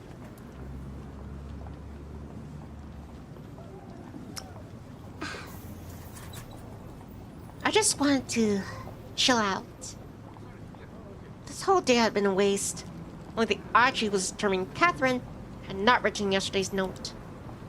The note. Unpleasant thoughts crept into my head. But if she didn't write it, who then? What if it wasn't a prank? Just what was going on? What had happened to me in the past day and a half over the course of the past year and a half? The entire time, I hadn't really socialized with anyone. Except me, Himitsu. Well, after that, Yosuke and occasionally Michael. Now, Catherine was back, and there was Kagome and Ellie. What next? Was I going to turn to a magical girl? Yes, please. As if by chance, I'd end up by a near familiar bar. A couple of rounds of beer are an absolute must right now. I relax, clear my head. Inside wasn't crowded, which made sense for this time of the day. We were supposed to be either at work or school. Like in that joke about the 3-story building and the hurricane. Even though I wasn't a stranger here, I always had a big passport at the ready. Classmate whose father worked in law enforcement had hooked me up at one point. There were lots of students at our school who had these passes to adult life. How could you prove it wasn't real? A document's a document, especially when some insolent snot is shoving it in your face. Not to mention the bar's owner was Russian. Chuckling, he usually told people that he used to be a pirate who was shipwrecked off the coast of Japan. That was a tall tale. Of course, most likely, was just a regular immigrant, like my parents. I sat down at the counter and ordered beer. Hey, Kola, what's up? You early today? Yeah, kinda worked out that way. You aren't going to get in trouble at school, are you? You know how strict they are about these things here. I giggled nervously. Okay, I see. None of my business. Good partner is invariably a good psychologist. It's practically a qualification for the job. Beer at this place was served in pint-sized mugs, which made me very happy. Squealing with pleasure after downing a tiny glass in one gulp was not my thing. Yuck! Bleh! But I took a long pull. Cheers.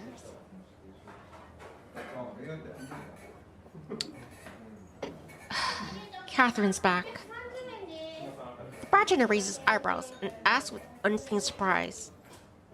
And what are you going to do now? At times, I wonder if showing empathy to customers was showing more. There's professional skill for him. What can I do? She hasn't been over eager to talk. And neither have I. Anyway, I'm not gonna throw myself at her. So why is she back? Because of her mother's work, probably. She couldn't have come by herself, right? Most likely not.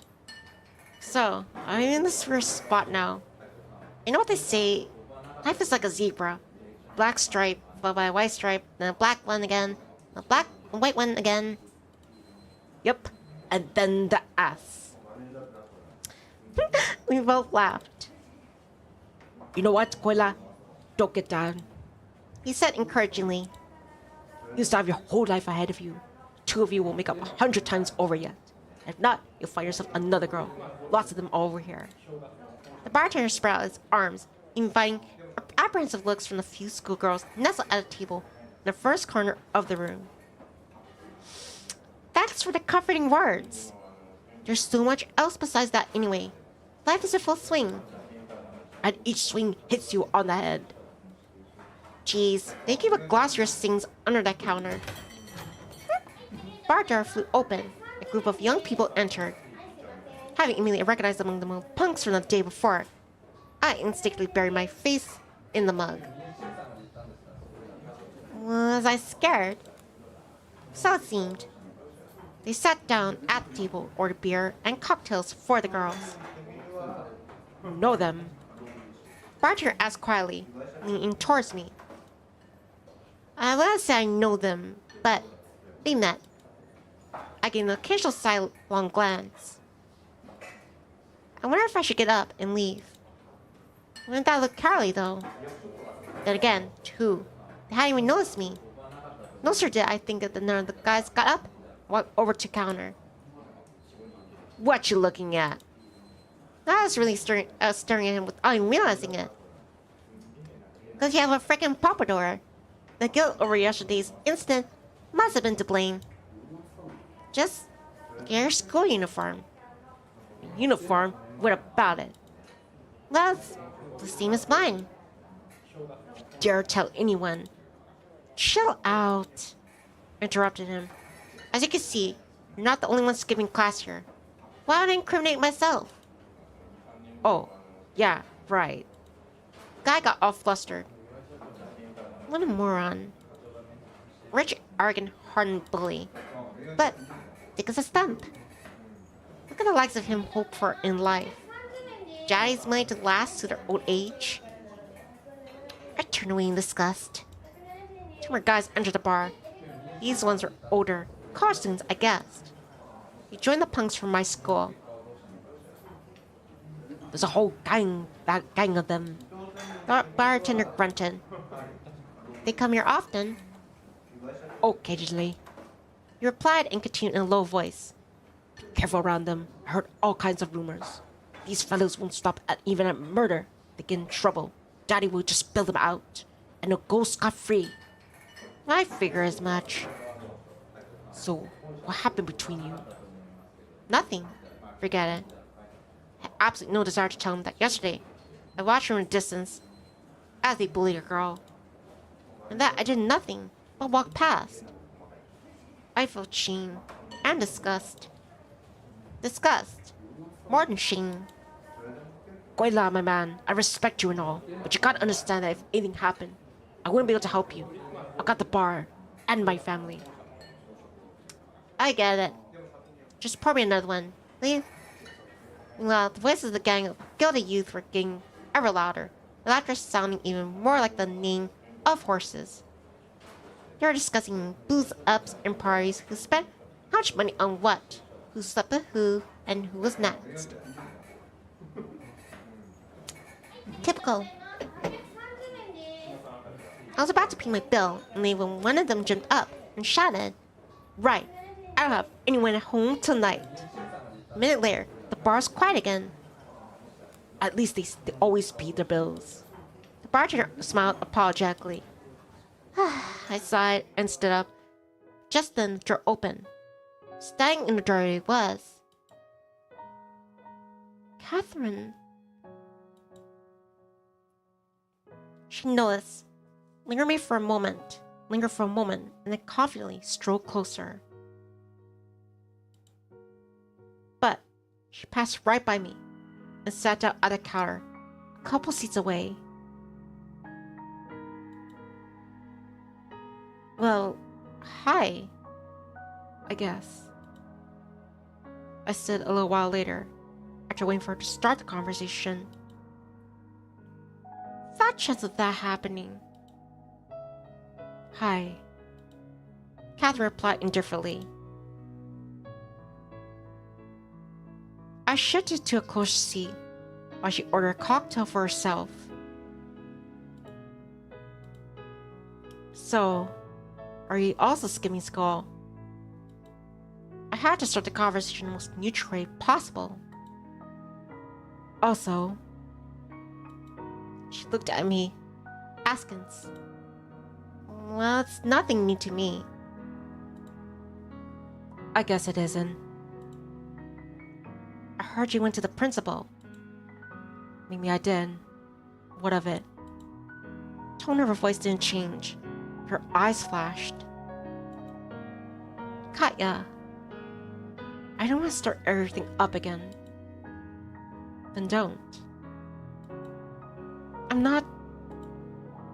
Or was I? Just put yourself in my shoes. How would you be reacting? Wouldn't you be asking the same questions? What questions? Fine. I understand you're here because of your mother's work.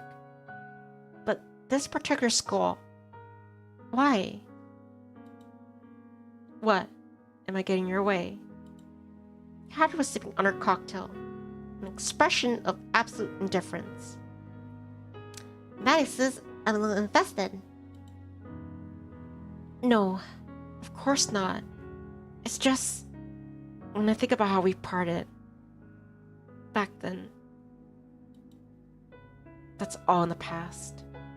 I don't really think that I should have chosen a different school. or change my life in any way just because of you, do you? Why would I do that? So to avoid running into you. Again? That's not what I was thinking. She was right, actually. I had no comeback. But she was also right only if she didn't feel anything toward me now. Everything pointed to that being the case. But I just couldn't believe it. I didn't want to believe it. That she could be so cruel. So, everything's alright. Of course. Then, we remain friends. A barely perceptible smirk appeared on Catherine's face. Do you want us to? Why not? Past is in the past. We have to move on. Go on living. You sound like someone with PTSD. That's when I started to get worked up. It's all in the past for me as well, if that's what you mean. Is it? Good. Great! I turned away, pretending to study the menu. Was I supposed to just get up and leave? That would be it. I had to forget all about her, for certain. Damn it! Was I really still hoping for something? Each time, Catherine hurt me more and more. But, like a mindless gnat, I kept slamming into the window. As if I was trying to prove something to someone. The course of this year and a half, I had become so accustomed to living with the memories of her now that when she was so close, I simply couldn't let go of her. These memories seemed like my only hope, the only thing holding me back, doing something foolish and fatal. Was I thinking of something specific? Unlikely. But I was hoping. Naturally.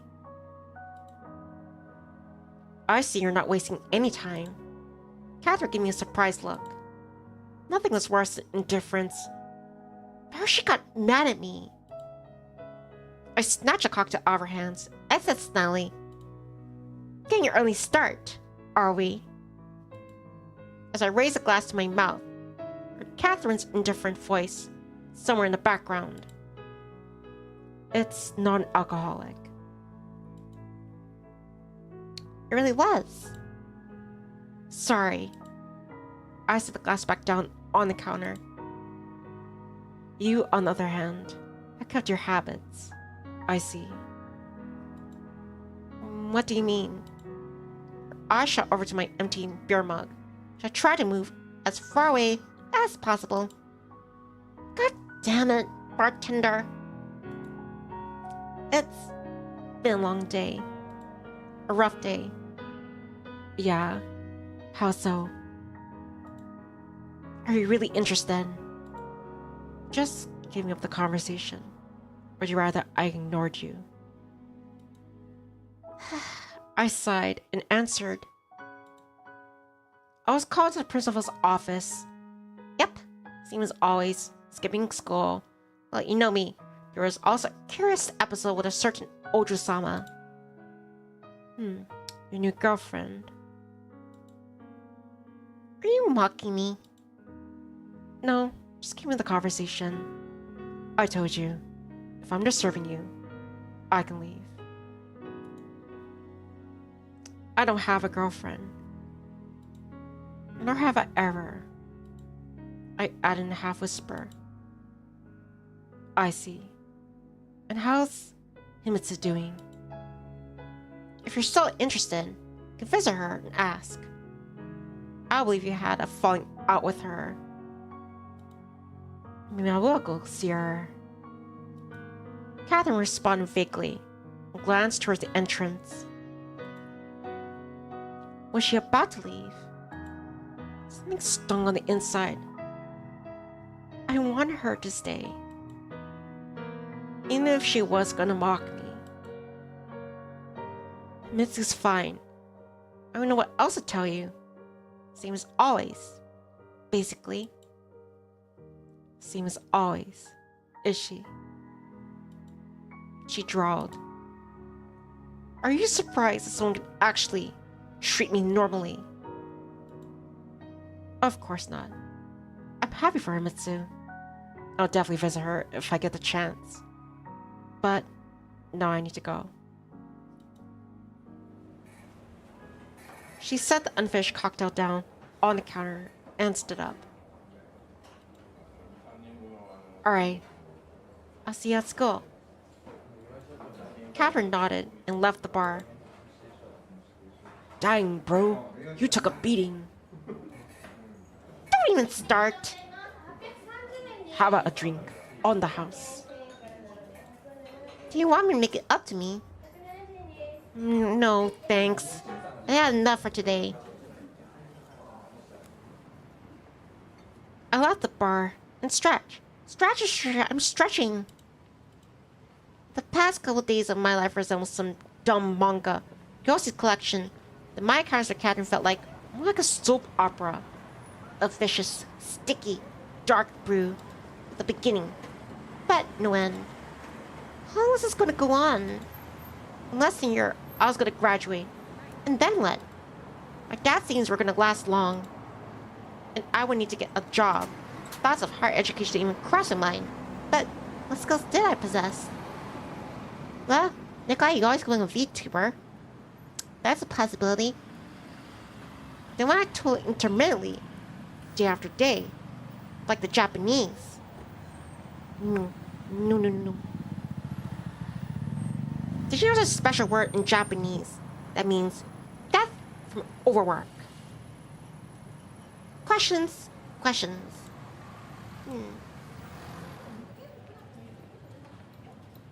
It was getting late.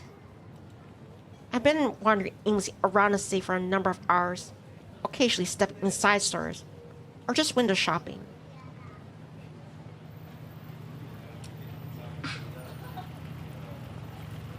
I was killing time, and yet another day of my life.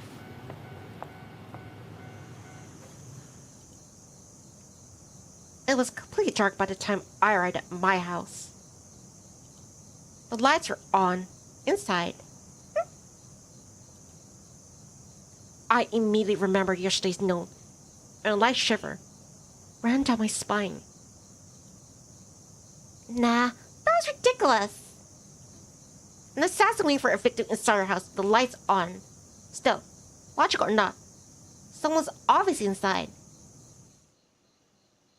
I carefully opened the door and saw women's shoes in the hallway.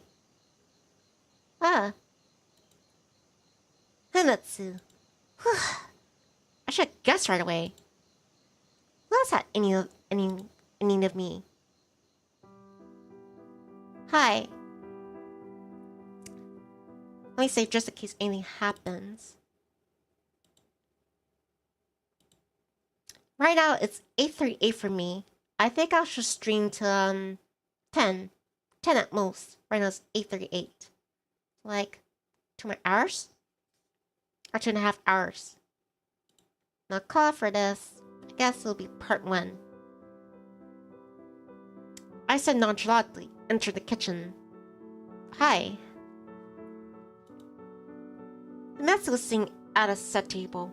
She had apparently been waiting for some time. Neko-kun, where have you been? I was worried. If a moment ago I would have been glad to see her, all those out the window now.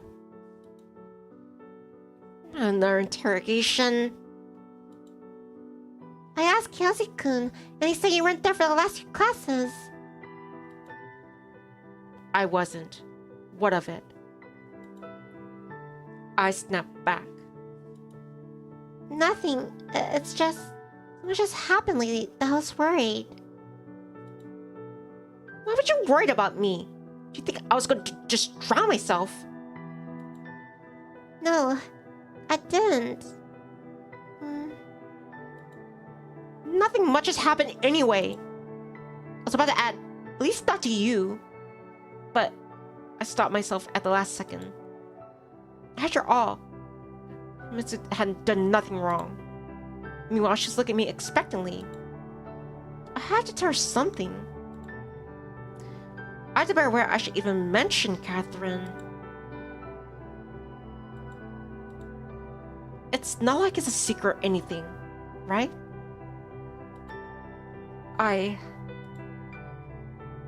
We didn't do anything objectable.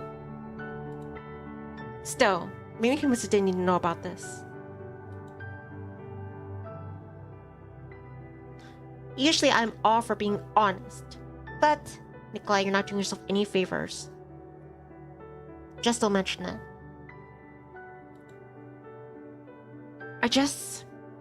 I walked around. There was no need to tell her, on second thought. Because really, what was the point? Ignorance is bliss. This entire time? Well, yeah. Why? Nothing. It's just... Mitsu turned away. She must have realized I was lying. As was to be expected. But I didn't feel ashamed at all. Alright, sit down and eat. Dinner's cold, of course, but you only have yourself to blame. I was in fact hungry as hell.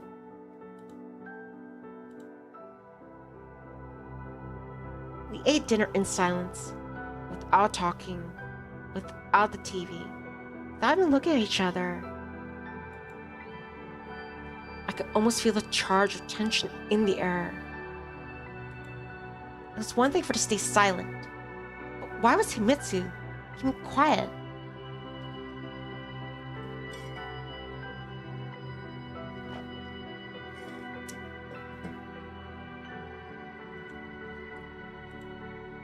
Jessica's eye lied about Catherine.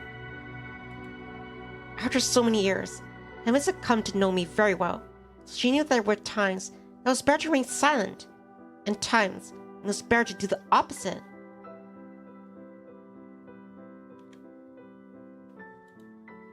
So what was she hoping to achieve now? She knew I wasn't a fan of small talk. But the silence was becoming unbearable. How was school? Fine. That's it. Just fine? Nothing happened to Saya-chan? No. Why ask? I set down the chopsticks and leaned back in my chair. Probably because you've been quiet the entire dinner. I'm not quiet. I mean, not on purpose. Miss got flustered. Then, what is it? She was obviously working up the courage to continue. These sort of conversations always have been difficult for her. Because I was worried. I didn't even check the time. You could have called at least. Call? Call where? Here. She replied in a faltering voice. How was I supposed to know you'd be here? We aren't living together here, last I checked. Maybe we should. She mumbled softly. I pretend not to hear it. Conversation clearly taking a wrong turn. Alright, you know what? I'm really tired today. You head home and I'll do the dishes. But I'll see you tomorrow. Mitsu hung her head and stood up from the table. good night. When the door closed behind her, I breathed a sigh of relief. Right now, I absolutely need some alone time. I feel as though I was trapped between two fires. Or even 3. Or 4. A veritable ring of fire that was only slowly, but surely, closing in on me. And how was I acting? Sluggishly and indifferently, like a decrepit old man that long stopped caring about his life. On one hand, there was Catherine, who I simply couldn't put out of my mind. On the other, there was Himitsu. Clearly still wasn't happy to see Catherine back. Then there was also the note that new acquaintances might not exist, plans for the future, and the future itself, shrouded in a thick haze of uncertainty. As for Himitsu and Catherine, come what may, many things will resolve themselves. These thoughts, I fell asleep.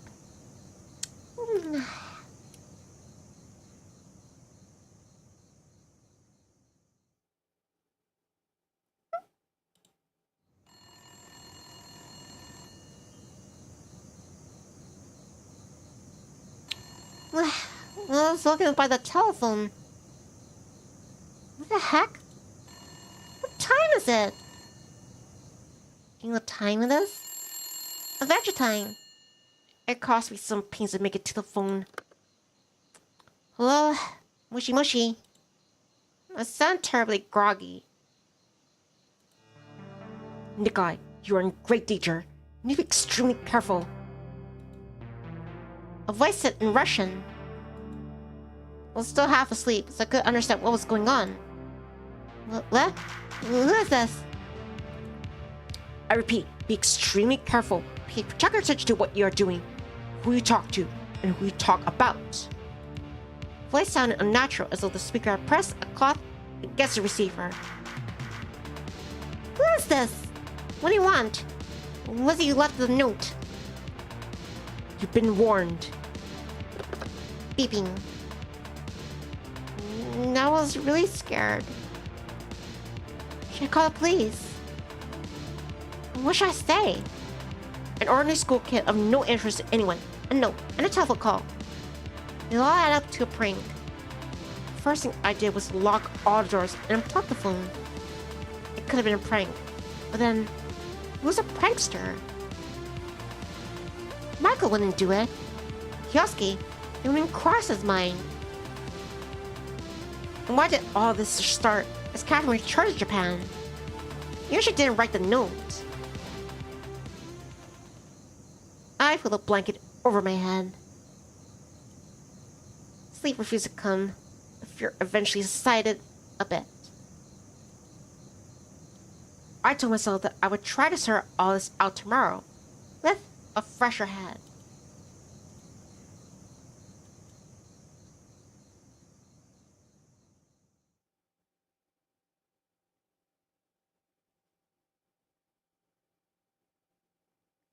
September 9th, 1987.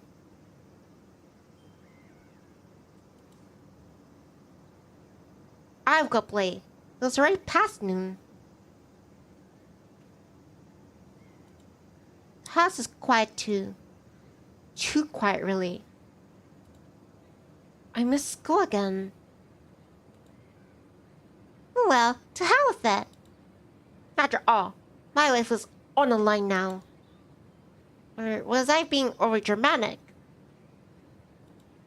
I walked in the kitchen and stood there in a stupor. My head felt heavy. Thoughts jumbled together. I wanted to sleep a little longer.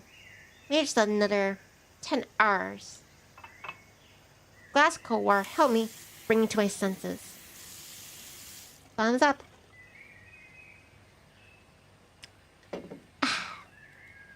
I checked all the doors and the windows. They were locked securely, the way I had left them the night before. I found a note from Himitsu in the hall. I was worried. Blah blah. We'll come by after school. More blah blah blah. Damn, Nikolai. Just damn. We'll look up with a bug up his butt. Thank you. But no thank you. This must have been the first time in my 18 years alive I faced a situation like this.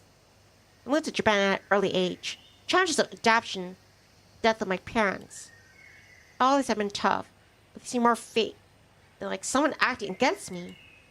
Time was different. Something was threatening directly. Something was warning, cautioning me, sincerely or not. But who could possibly interest in me? Then, it hit me.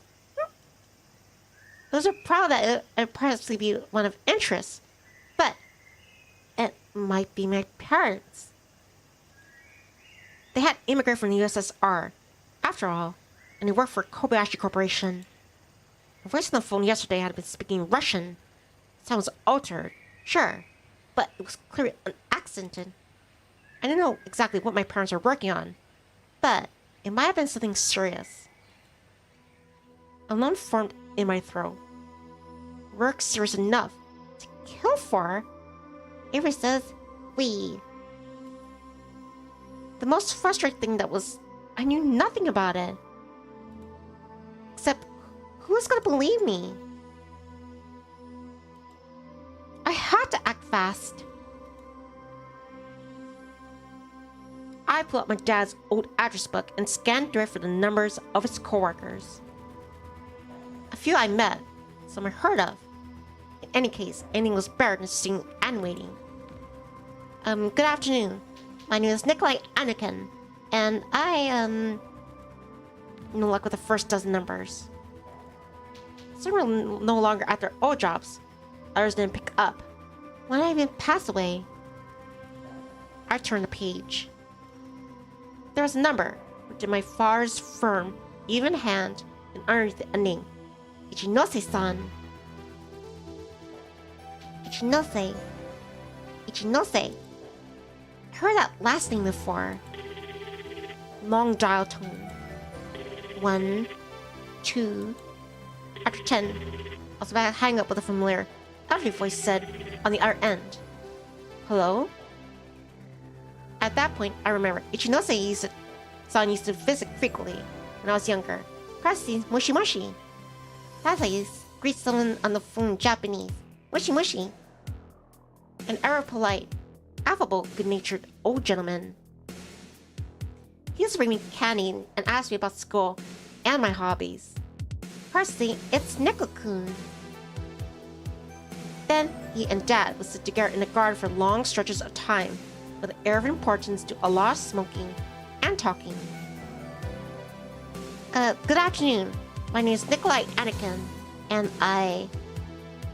Oh, Nikolai-kun. He interrupted. Long time no see. How are things? Fine. I gave a stock answer. I was supposed to dump everything at him at once. Everything that happened to me in the last few days. I'm sorry about your parents. The voice in the receiver turned somber. I vaguely recall seeing Ichinose-san at the funeral. Thank you. Actually, that's why I'm calling. I mean, not literally, of course. For a moment, I remained silent. Sorry, I'm a bit nervous. Could you please tell me about my father's work? I know he worked as an engineer, but what exactly did he work on? Has something happened? Why doesn't it interest?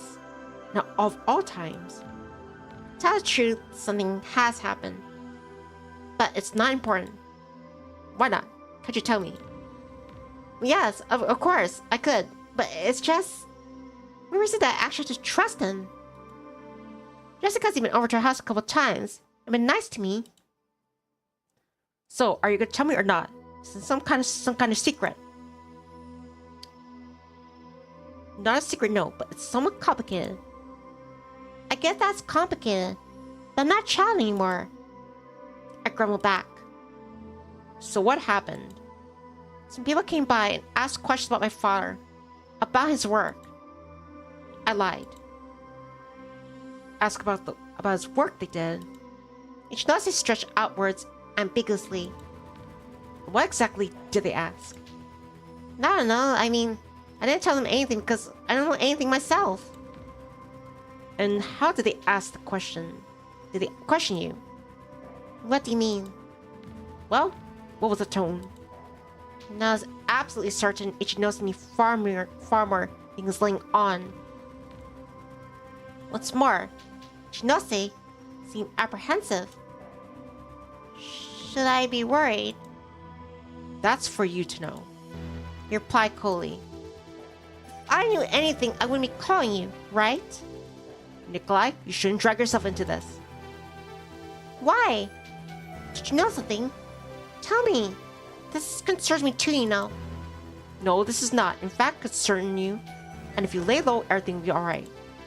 But That's all I'm gonna say. Don't call her again. short tones followed. Everything will be alright. You're right. On the other hand, I just thank you for indirectly confirming my suspicion. This is indeed about my father. I collected my thoughts to try to remember everything my father had ever told me about his job. An engineer. What do engineers do? Build stuff. More accurately, draw plans. God, what a 16-year-old kid care about details like that? What mattered to me was that I received my allowance, that I was all well at home. I was worried about one thing. My father had been working conventional construction. Defense, maybe. He had worked for the military. What difference did that make? I still didn't know a thing about his actual work. Unless the whole thing was some sick joke. Our hand on the clock moved inexorably towards 3, and I hadn't eaten breakfast yet. Himitsu will arrive soon. The note made it clear. Enough already. She wasn't my mother. She's your girlfriend. You just don't know it. Of course, as I thought that, I felt the sting of my conscience. Still, I absolutely had to get some fresh air. Of course, you retreat to the bar. I decided to go to my favorite bar for lunch. The bell of the door rang as I entered. And the patrons present looked my way. Please, please. Oh, the bartender gave me the usual smile and waved at me. Hey, Kola, been seeing a lot of you lately. Not that I don't enjoy your company, but after yesterday. I stopped in front of the bar, not knowing what to say. No, my anger toward him had already passed. After all, people have their own lives and jobs to worry about. Would it be the usual? No, I come for lunch. Got it. What would you like? No. Give me a steak, I guess. It shall be done. You know, you shouldn't eat meat for breakfast because meat takes longer to digest in your guts. These times I heard, the bartender managed to imitate the Japanese way of addressing guests to near perfection, but he twisted in his own peculiar way. Ended up sounding more than an already hospitable host of a medieval tavern. Ever since I heard something in the background, I sat down at the table and sank into thought. The steak turned out well, as expected. It's just the bar itself. There's people like drinking here. The food here was good, as the beer. I was literally picking up my teeth with a toothpick. The doorbell rang out pleasantly again, signaling the arrival of a new customer. Standing in the doorway was Michael. That was the one person I never expected to see her. Though, why not? Noticed me and came to sit at my table. A split second later, the bartender appeared beside us and placed a menu in front of Michael. A friend of yours, Nikolai? He asked in Russian, hugely drawing out my name in a French manner. Something like that. Yes, a classmate. I replied in Japanese. What does the sir desire? I couldn't decide whether I was more irritated or amused by this performance. Just coffee. Right away. Glad chimed the bartender before taking off. Is school over? It is. You didn't show up. Yeah, let's just say I've been taken care of. I've known Michael for 2.5 years. He was from the States, and his parents had been working in Japan for a while. We were never particularly close, but seriousness and strange maturity commanded a certain respect. You could say he was the perfect opposite of Kyosuke. I take it you don't want to go into detail. Not particularly. I see. He kept sipping his coffee. He He's somewhere past me. As uncommunicative as I could be at times, Michael was something else. He's really comfortable now. So, what's going on at school? The usual. And how's Catherine? The question slipped off my tongue of its own accord. I hadn't thought about her until that moment. Michael set his cup down and stared at me intently. I don't know. We're not acquainted, remember? Oh, right. Back then, we were in different classes. He kept looking at me strangely. What? Is there something between the two of you? You probably heard everything from Kiyosuke. I'm asking you, right now. Okay, yes. There used to be something. But that was a long time ago. And now? No. There's nothing. I see. Are you curious because you're from the same country? I'm just wondering. Why did she enroll at this particular school? I don't know. You have to ask her. That's a good question. Even usually I was the one posing it to myself. I never thought that maybe there's a reason behind it. What difference does it make what I have or haven't thought? I don't know, Catherine. Thinking it's wasted on her. Sorry, I didn't mean to upset you. Nothing to do with you. Just got more important stuff on my mind. Michael kept his voice so calm and level the entire time that it was beginning to annoy me. Didn't actually care. Must make questions. Anyway, this isn't the most pleasant of subjects. Sorry, I didn't realize the two of you still coughed plainly.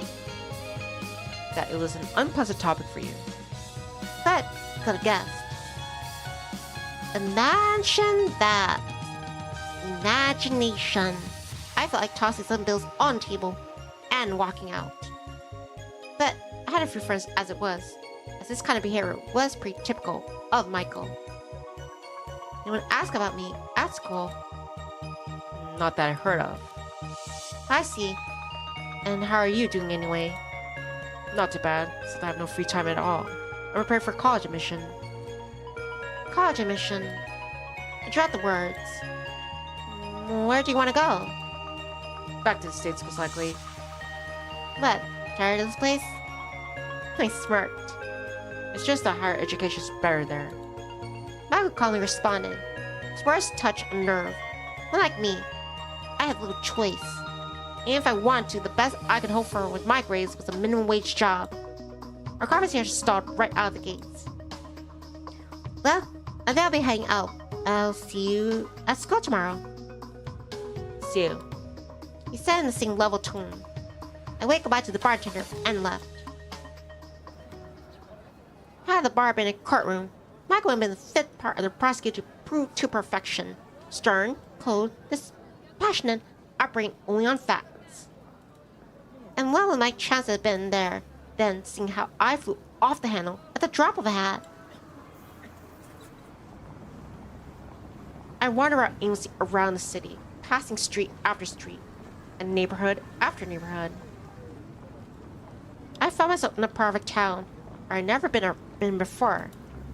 Curious thing, Tokyo was, of course, much larger than my hometown. But back during my childhood, everything seemed huge to me. Apartment, the yard, kindergarten, the store across the street. So in my mind, I could comfortably draw comparisons between that tiny place from my childhood and this multi-million-person metropolis. I suppose I was always at ease in a crowd of perpetually rushing strangers. Sometimes I walked in the same direction as them, though in lockstep. And other times I went against the flow. The crowd paid me no attention, accepting me as of their own. And thank goodness for that. Maybe because of this ability of mine, I noticed someone's following me. Sure, it's often because the case that this stranger happens to be going seamless to me. One turn, two, a crossing would be a problem. But when you're just running around, so it mimics your every move without fail, you know it's no coincidence. I quickened my pace, crossed on red, turn to the alleyway, and walk briskly through it.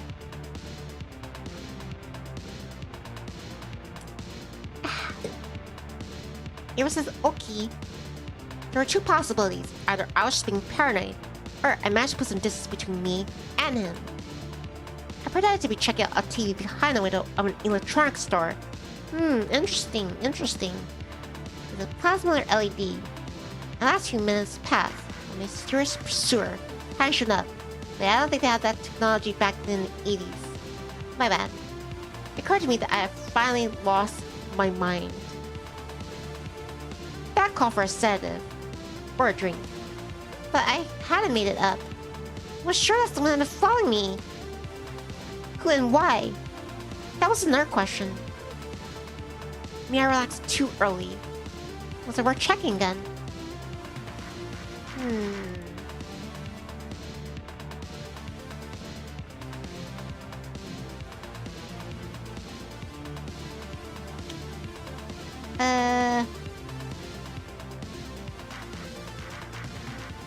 Do nothing. Quit stuck yourself out, my mind protested. Why can't I just imagine that? Or maybe they're two different people who just happen to look alike. I took a deep breath and continued my aimless wandering. I still kept looking around, but there was no one following me anymore. It was already dark when I found myself in front of a music club I could actually visit to see the local underground bands. It's daytime in Tokyo still felt as warm as the summer. Things were getting increasingly colder. I wrapped myself more tightly in my denim jacket and shivered. House was some distance from the club, so it made sense to go in and warm up. Inside the club was pretty crowded. Cigarette smoke hung up heavy, and the air was saturated with the spicy aromas of beer, sake, whiskey, plus God knows what else. Frankly, drinking had been on my to-do list for the day, but it was too much to pass up. Got a beer from the bar and squeezed myself closer to the stage. First band was playing some basic heavy metal. Japanese bands that play this kind of music didn't try to reinvent the wheel, happy to copy the Western masters. Some did it better than others. This band was only so-so, which is why the majority of the audience were occupied with anything and everything except listening to the music. The unfortunate metalheads couldn't possibly have noticed, and by the end had given up, just trying not to make complete fools of themselves. Then again, who was I to judge? I couldn't play my bass even at their level. Next band was dressed in 70s fashion, and a sure sign that some old school rock was to fall, so I went off to wander the club. Although I could come here from time to time, I never made any friends. Usually I just stood around by myself, guzzling beer. There was plans to expect international stars here, and I cared about the local bands so far they helped me while away yet another boring evening. I remember how I brought Catherine here once, although she hadn't quite liked it at all. Himitsu, meanwhile, refused to go to concerts at all for some reason. A young couple was cuddling in the corner. I watched it for a good while. It suddenly felt revulsion. No, that won't do, I told myself. Tonight, at least, I'm going to relax. I dashed to the bar, drowned 3 shots of whiskey, picked up another beer, and into the crowd, this time at a less steady gait. Cheers!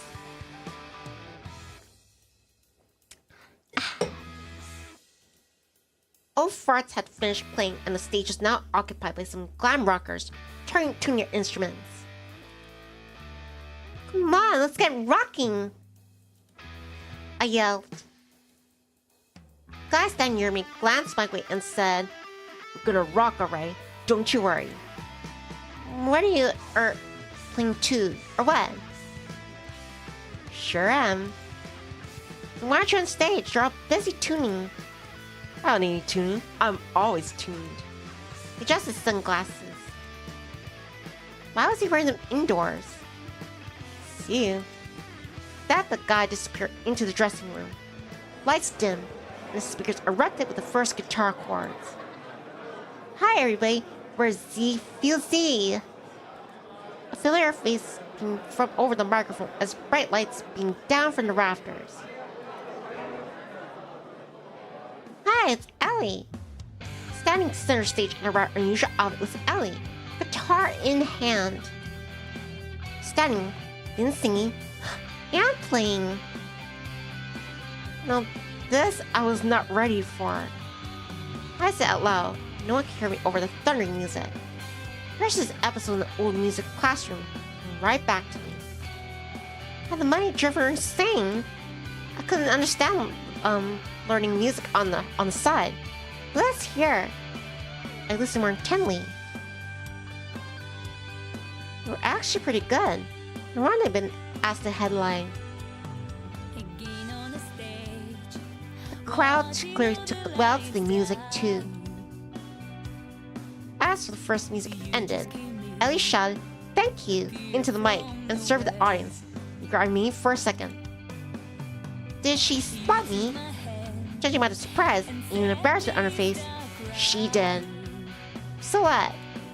She really think no one will find out about her nighttime transformation, a perfect student and lady into the queen of Tokyo's glam rock scene. I chuckled. Fell for her. Where'd you come from? That weird kid, the keyboardist for ZFC, was standing next to me again.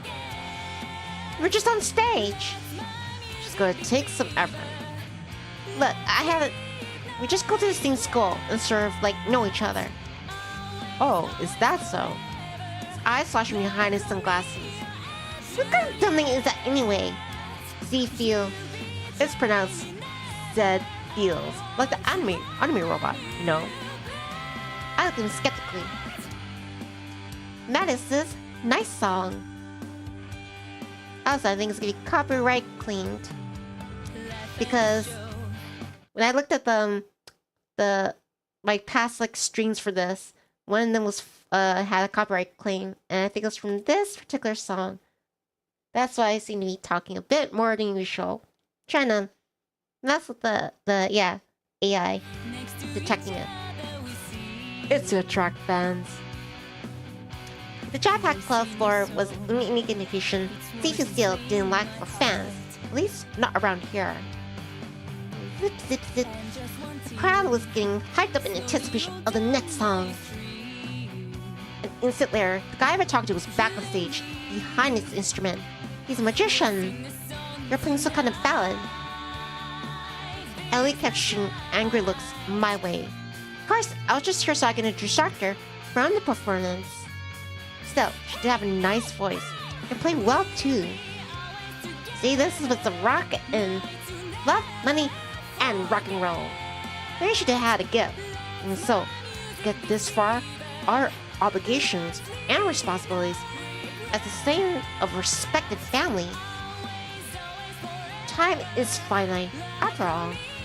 I had no obligations or responsibility, and yet all I've learned to play were 2 or 3 songs from tabs. I suddenly felt a surge of respect for Ellie and backed away from the stage as not to embarrass her further.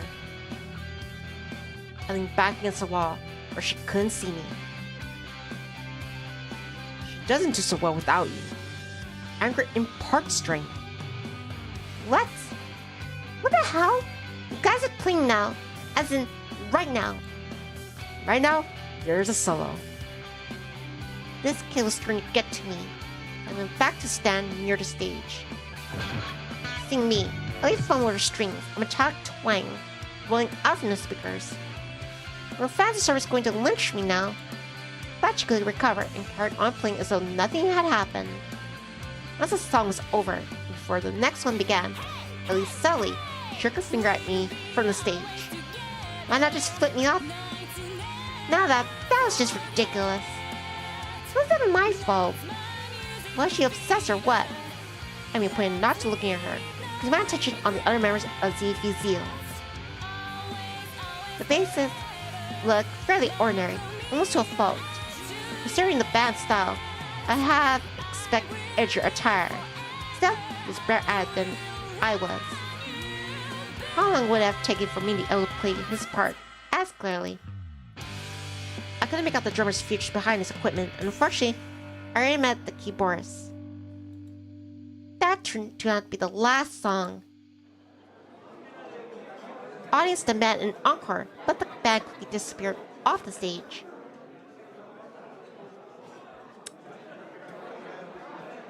Legendary.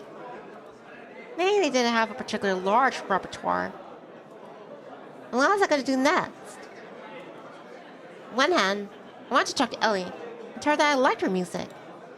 On the other hand, that sounded like a trite compliment. Besides, she was clearly not happy to see me at her concert. While I contemplated, the crowd began to disperse, and still, Vtuber hadn't emerged from the dressing room. They must have left through the back door. Well, I didn't have much to say to her anyway. Still, I was grateful to Ellie. Her music allowed me to escape my problems, if only briefly. The club was already almost empty now, but I remained frozen in the middle of the dance floor, immersed in my own thoughts. Usually, I would leave before the end of a concert in high spirits, rather than hang around for the burst aftertaste of fun's conclusion.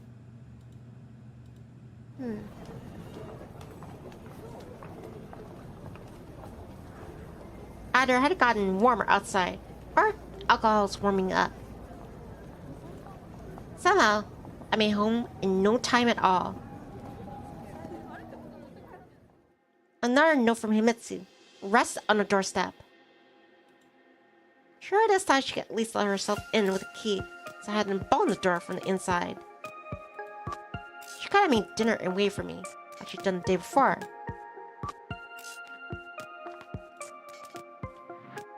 But the note made it clear that I could even begin to count on it. What? Did you think that I was just out having fun? Note: the mysteries. Just because I could tell her all about the stuff didn't mean I didn't want to. I got into a concert. What did it matter? A guy had to enjoy some culture once in a while. Of course, none of this was Himitsu's fault. I was just tired of her insistent, misplaced worrying. I started to feel like I was in a cage and was around her. Children should become more independent as they age, but Himitsu had essentially replaced my deceased parents, and a little had actually changed in my life.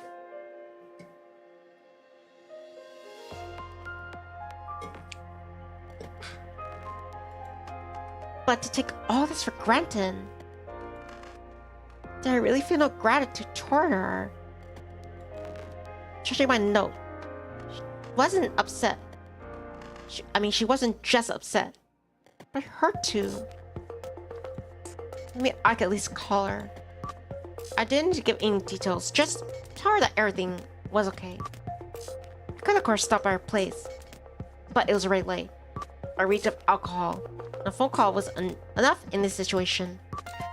I dialed the phone number I'd known ever since childhood.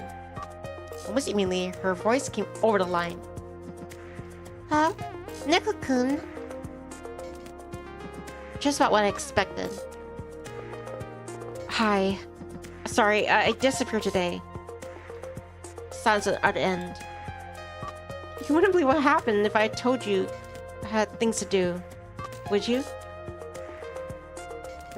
Did you? I sighed heavily. I'm afraid you're hiding something from me. If I was, there'd be good reasons for it. But I'm not hiding anything. Name's laugh was meant to diffuse the situation. I know I'm always here for you, if anything happens. Okay, I'll see you at school tomorrow. Good night. Good night. I hung up and paused to think. What if I told her everything? I doubt Himitsu could help me anyway, but at least I wouldn't have to shoulder my problems alone. I was getting the phone and was about to head to bed when it rang. Himitsu again. She ready to say something. Yeah, hi? I start automatically. Seriously, calling me this late. Also call me period. Nikolai-kun. That's wrong. It was Ichinose-san. Yeah, I'll finish up this chapter, Avery. It's getting a bit late for me. Alright, I'm off tomorrow. Ichinose-san? I'm listening. Nikolai-kun, I thought hard about whether to call you. After all, I did tell you this morning, keep out of this business. I owe much to your father. See, and since he's no longer with us, the least I could do is repay my debt to his son. I simply don't know what to say. Are you listening to me? Yes, absolutely. I'm all ears. I know all that much of myself. Nor did your father. I suspect, but there's a person. Write this down. No, memorize it. His name is Akira Shinji. He used to work with your father and I, but he was laid off. Now he owns a little restaurant somewhere off on the waterfront. Ichinose-san fell silent for a moment, then continued hastily. Nikolai, I don't know if you're in any danger, but please be careful. Ichinose-san, which waterfront exactly? There's so many in Tokyo. Name is pretty common too. I can't. I have to go. Take care of yourself. Wow. Well, I guess I'm gonna have to search all 100,000 waterfronts. He's clearly afraid of something. Afraid, yes.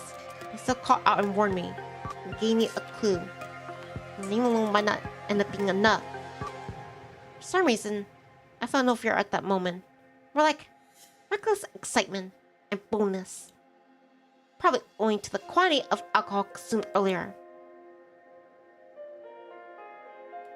The second I got off the call with Ichinose, I felt incredibly sleepy. Probably made it to my bed before crashing.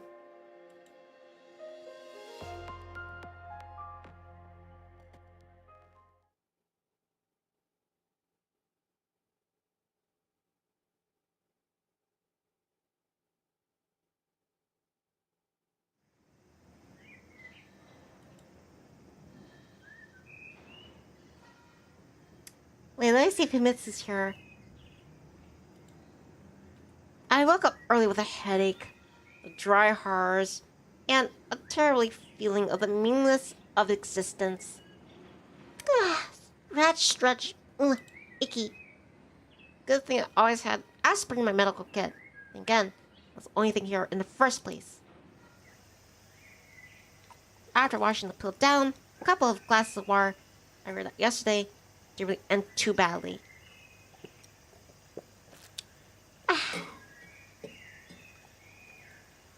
At least today I hadn't slept all the way to lunchtime. Memories started to return slowly. Vicious and heavy, the surface of my mind bringing them with a tugging unease. I suddenly felt uncomfortable alone in this giant, empty house. I definitely need to go to school. At this rate, I might actually get myself expelled. It was about my attendance, of course. I just desperately want to be among other people. Alright, Chirps. I'll call it for tonight here. You safe here? I definitely want to continue this first thing. Well, this one, the first thing I'll stream tomorrow then. Early too. But yeah, I will call it here. Alright, good night, Avery. Good night, Amadeus. Good night, Carsling. Good night, Bravo. Good night, Ghostwolf. Good night, Deadman. Good night, Slick. Good night, Proto X. Good night to any random people, any lurkers. Good night, everybody. But yeah, this is Vtuber Nivni Adair. And Natia, saying out. Take care, stay safe, stay nutty. And I hope you enjoy this part 1 of Love, Money, and Rock and Roll. The Himitsu route. And hopefully I make all the right decisions so, yeah, things don't end up being, poo-poo. Yeah. It was laughing. Good night, Mimi. But yeah, well, hello everybody for your time company. Hope you have pleasant sleep or nice, beautiful day ahead of you. I'll miss you. I love you. And yeah, I'll see you next time. Bye.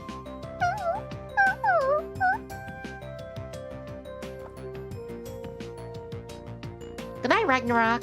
And thank you for dropping into